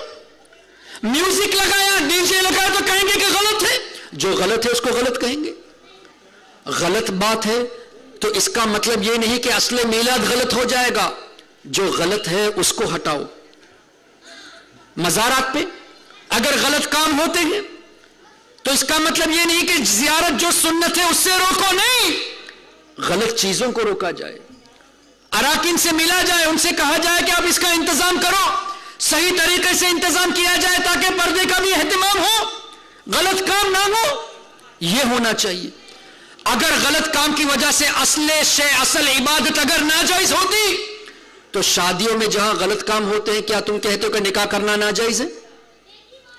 نکاح میں کیا ناچ گانے آج کل نہیں ہوتے؟ کیا مرد اور عورت کا ملنا نہیں ہوتا؟ کیا میوزک ویڈیو نہیں ہوتے؟ اس کے لیے کیا یہ کہتے کہ نکاح بھی ناجائز ہے؟ یہ تو نہیں کہتے۔ کیوں؟ اصل نکاح سنت ہے، اسی طرح اصل زیارت سنت ہے، اصل میلاد سنت ہے، تو اس سے کیوں روکتے ہو؟ جو خرافات ہے اس کو ہٹاؤ، ہم بھی چاہتے ہیں یہی، لیکن اصل بات یہ ہے کہ تم کو نبی سے چڑ ہے، نبی سے جیسی محبت ہونی ویسی محبت نہیں ہے، اس لیے تم مسکوٹ کر کے قرآن کی آیت کو غلط پیش کر کے، حدیث کو غلط پیش کر کے، اور اپنے امام کے اقوال کو بھی غلط پیش کر کے تم سنی مسلمانوں کو کنفیوز کرتے ہو، اور اے سنی نوجوانوں تم کیوں بیوقوف بن جاتے ہو ان کی باتوں پہ؟ تم کیوں کنفیوز ہو جاتے ہو؟ آپ کو تو اپنے ایمان کو مضبوط کرنا چاہیے. آپ کو علماء اہل سنت کی بارگاہ میں حاضری دے کر اس کا خلاصہ کرنا چاہیے کہ ہمارے ذہنوں میں ایسی بات ڈال دی گئی ہے، اس کا جواب عنایت کیجئے تو علماء آپ کو سمجھا دیں گے. آج کا نوجوان کنفیوز ہو جاتا ہے اور اس کو چیک کیے بغیر، تحقیق کیے بغیر دوسروں کو فارورڈ کرتے کہ بھئی میلاد منانا یہ جائز نہیں ہے، یہ بدعت ہے. یوں کر کے آپ کی وجہ سے جو سنی مسلمان نبی کی محبت میں، نبی کی تعظیم میں سرکار کا ذکر کرتے ہیں وہ بھی اس سے رک جاتے ہیں. تو وجہ تو آپ بنتے ہو، دوسروں کو میلاد سے روکنے کی وجہ آپ خود بنتے ہو، اس لیے کہ آپ نے خود دین کی تعلیم حاصل نہیں کی، عقائد اہل سنت پڑھا نہیں، عقائد کا باب کو چھوا تک نہیں. کم سے کم بہار شریعت کا پہلا حصہ پڑھ لیا جائے، اردو میں ہے، انگلش میں ہے اور غالباً ہندی میں بھی ہے. بہار شریعت کا کم سے کم پہلا حصہ پڑھ لو، جال حق کم سے کم پڑھ لو، دوسری عقائد کی کتاب سید نعیم الدین مراد آبادی کی کتاب پڑھ لو، عقائد کا باب پڑھ لو اور سمجھنے کی کوشش کرو. ایمان انشاءاللہ مضبوط ہوگا. اگر دور رہیں گے کہ ابھی ٹائم ہے جب بوڑھے ہوں گے تو پڑھ لیں گے، تو کہیں ایسا نہ ہو کہ آیتوں کو مس کوٹ کر کے تمہارے ایمان کو لوٹ لیے. اس لیے محترم حضرات بہت زیادہ ان باتوں پر توجہ دینے کی ضرورت ہے، اور بالخصوص جو والدین میری بات کو سنتے ہیں، آپ اس بات کے انتظار میں مت رہیے کہ میرا بیٹا ابھی چھوٹا ہے، ابھی جوان ہے، ابھی اس کو کھیل کود میں جانے دو، ابھی اس کو مستی مذاق کرنے دو، بعد میں دیکھا جائے گا. نہیں، ایسا نہ ہو کہ جتنی محنت آپ نے اس کی پرورش کے لیے کی وہ جہنم میں جانے کا ایک سبب بن جائے. اللہ اکبر. ابھی سے ان کو نبی کی محبت سکھاؤ، ابھی سے صحابہ کی محبت سکھاؤ. گھروں میں چاہے 10 آدمی ہو یا 5 آدمی ہو، چھوٹی محفل کرو، بچوں کو سامنے رکھو اور بچوں کے سامنے ہمارے آقا صلی اللہ علیہ وسلم کے معجزات کو بیان کرو، حضور کی محبت کا بیان کرو. اور اس کی تعلیم بھی خود سرکار نے دی ہے کہ اپنی اولادوں کو 3 چیزیں سکھاؤ. ادبوا اولادکم علی 3 خصال کما قال. اور سب سے پہلے حضور نے جو فرمایا حب نبیکم، اپنے نبی کی محبت سکھاؤ بچوں کو. پھر فرمایا نبی کے اہل بیت کی محبت سکھاؤ. پھر قرآن کی تلاوت کا ذکر فرمایا. کیا سبق ملا؟ قرآن کو پہلے بتانا چاہیے تھا، پہلے نبی اور آل نبی کی محبت، صحابہ کی محبت کی تعلیم، بعد میں قرآن کی تعلیم. کیوں؟ محدثین سے پوچھیے، آپ کو اس کا جواب دیں گے کہ قرآن اگر نبی اور آل نبی کی محبت میں پڑھو گے تو ہدایت ملے گی، اور قرآن نبی کی محبت، آل نبی کی محبت اور صحابہ کی محبت سے ہٹ کر پڑھو گے تو سوائے گمراہیت کے کچھ بھی نہیں. قرآن نے بھی تو فرمایا یضل بہ کثیرا ویہدی بہ کثیرا. بہت سے لوگ قرآن سے گمراہ ہوتے ہیں، بہت سے لوگ ہدایت پاتے ہیں. تو گمراہ اس لیے ہوتے ہیں کہ نبی کی محبت کے بغیر قرآن پڑھتے ہیں. اے وہابیو، اے غیر مقلدو، اے دیوبندیو، تمہیں وہ آیت نظر آئی کہ اللہ نے فرمایا اللہ کے سوا کوئی غیب نہیں جانتا؟ یہ آیت نظر نہیں آئی کہ عالم الغیب فلا یظہر علی غیبہ احدا الا من ارتضی من رسول؟ اللہ عالم الغیب ہے، اپنے غیب کو کسی کو اطلاع نہیں دیتا لیکن اپنے رسولوں کو. وما كان الله ليطلعكم على الغيب ولكن الله يجتبي من رسله من يشاء. اللہ تعالیٰ عام لوگوں کا غیب کا علم نہیں دیتا، اپنے چنے ہوئے بندوں کو علم دیتا ہے. یہ آیتیں نظر نہیں آئی. تم صرف وہ آیتیں پیش کرتے ہو وما لكم من دون الله من ولي ولا نصير. اللہ کے سوا کوئی مددگار نہیں، کوئی ناصر، کوئی حامی نہیں. ہم مانتے ہیں کہ اللہ کے سوا کوئی مددگار نہیں، لیکن ان آیتوں کا کیا ہوگا جہاں خود اللہ نے فرمایا فإن الله هو مولا، بے شک ان کا مولا اللہ ہے. وہ جبریل علیہ السلام مددگار ہے. وہ صالح المؤمنین، اللہ کے نیک بندے بھی مددگار ہے. والملائکۃ بعد ذلک ظہیر، اللہ کے فرشتے بھی مددگار ہیں. اسی طرح انما ولیکم اللہ ورسولہ، بے شک اللہ تمہارا مددگار، رسول تمہارے مددگار اور اللہ کے نیک بندے تمہارے مددگار.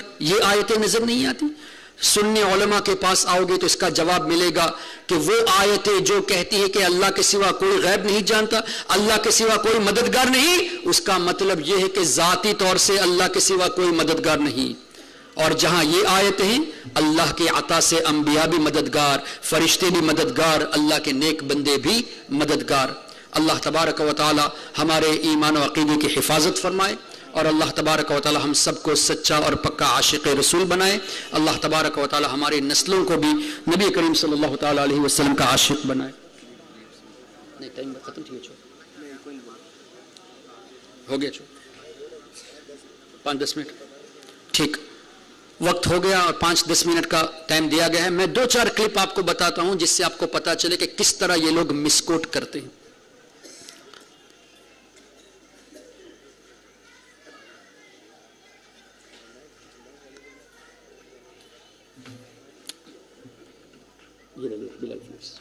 بلال فلپس ڈبل فلپ۔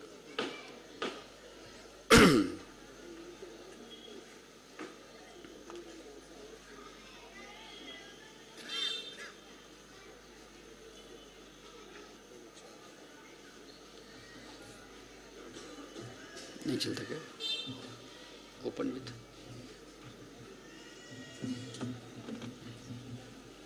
ٹھیک ہے، کوئی بات نہیں، نہ ہو تو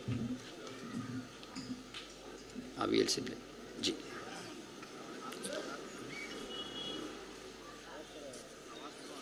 آواز کر لیں، ٹھیک۔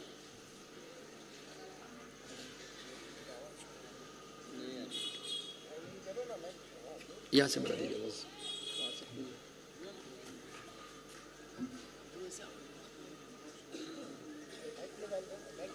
مائک پہ ڈال دیجیے۔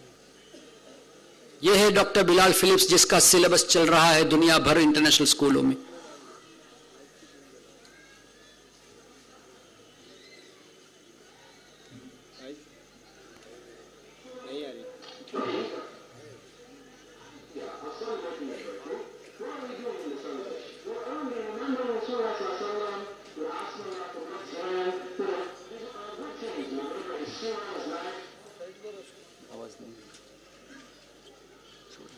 Yes, those are good things, but to combine them on that.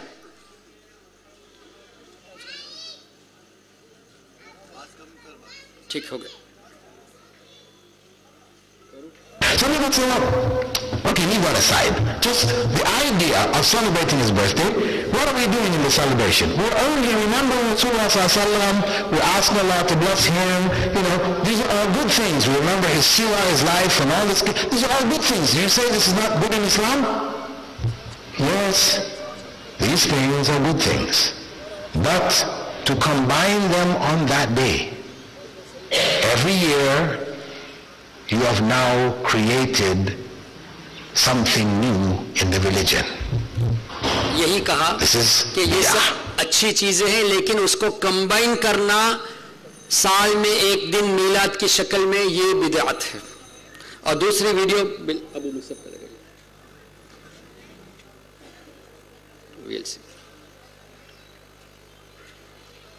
اب یہ دیکھو ابو مصعب وجدی اکاری، یہ پہلے بدھسٹ ہو گیا تھا، مسلمان ہونے کے بعد بدھسٹ ہوا تھا، پھر دوبارہ وہابی بن گیا۔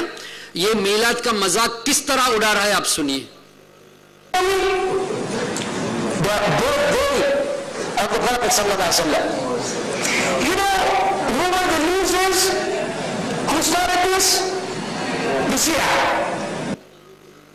مولد اس کے منانے والے ناکام ہیں اور اس کو شروع کرنے والے یہ شیعہ تھے۔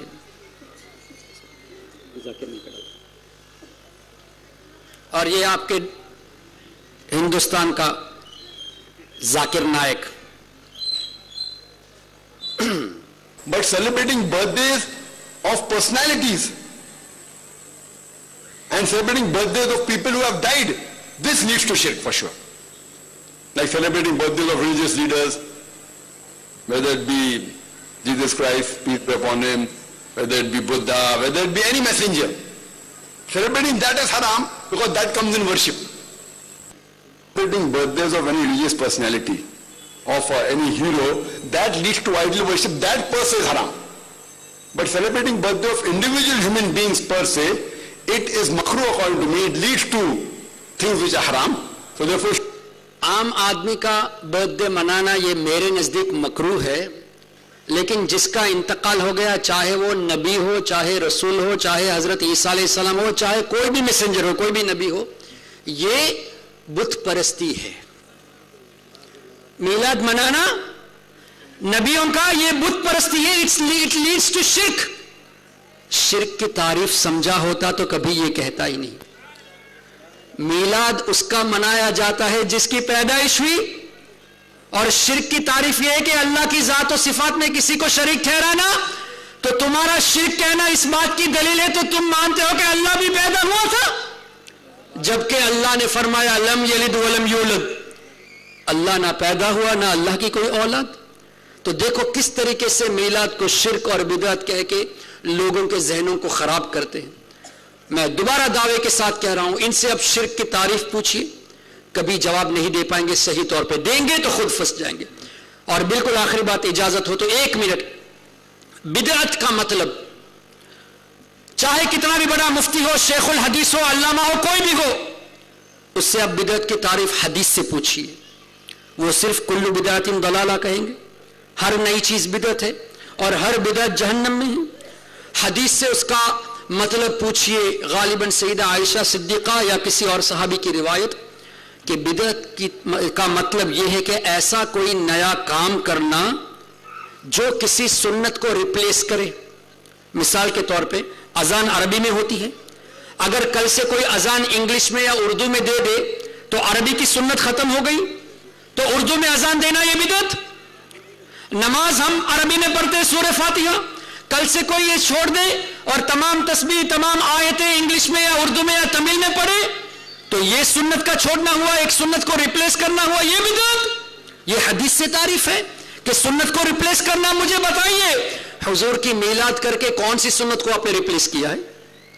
آپ تو تمام سنتوں کو جمع کر کے احیا کرتے ہیں، اس کو زندہ کرتے ہیں، کوئی سنت ریپلیس ہی نہیں کیا کہ بدعت کہے۔ تو ان سے بدعت کی تعریف حدیث کی روشنی میں پوچھئے، صحیح جواب دیں گے تو پھنس جائیں گے، اور صحیح جواب نہیں دیں گے تو سمجھ لینا کہ چور ہے، اور پولائٹلی ڈسکس کے لیے دعوت دے۔ آئے تو اچھی بات، ہم دعوت دیتے ہیں کہ سنی بن جاؤ سچے دل سے توبہ کر کے، اور اگر ضد میں ہے تو حدیث کی روشنی میں ان سے آپ دور رہیے، ان کو اپنے سے دور رکھے۔ وآخر دعوانا الحمدللہ۔ دین اسلام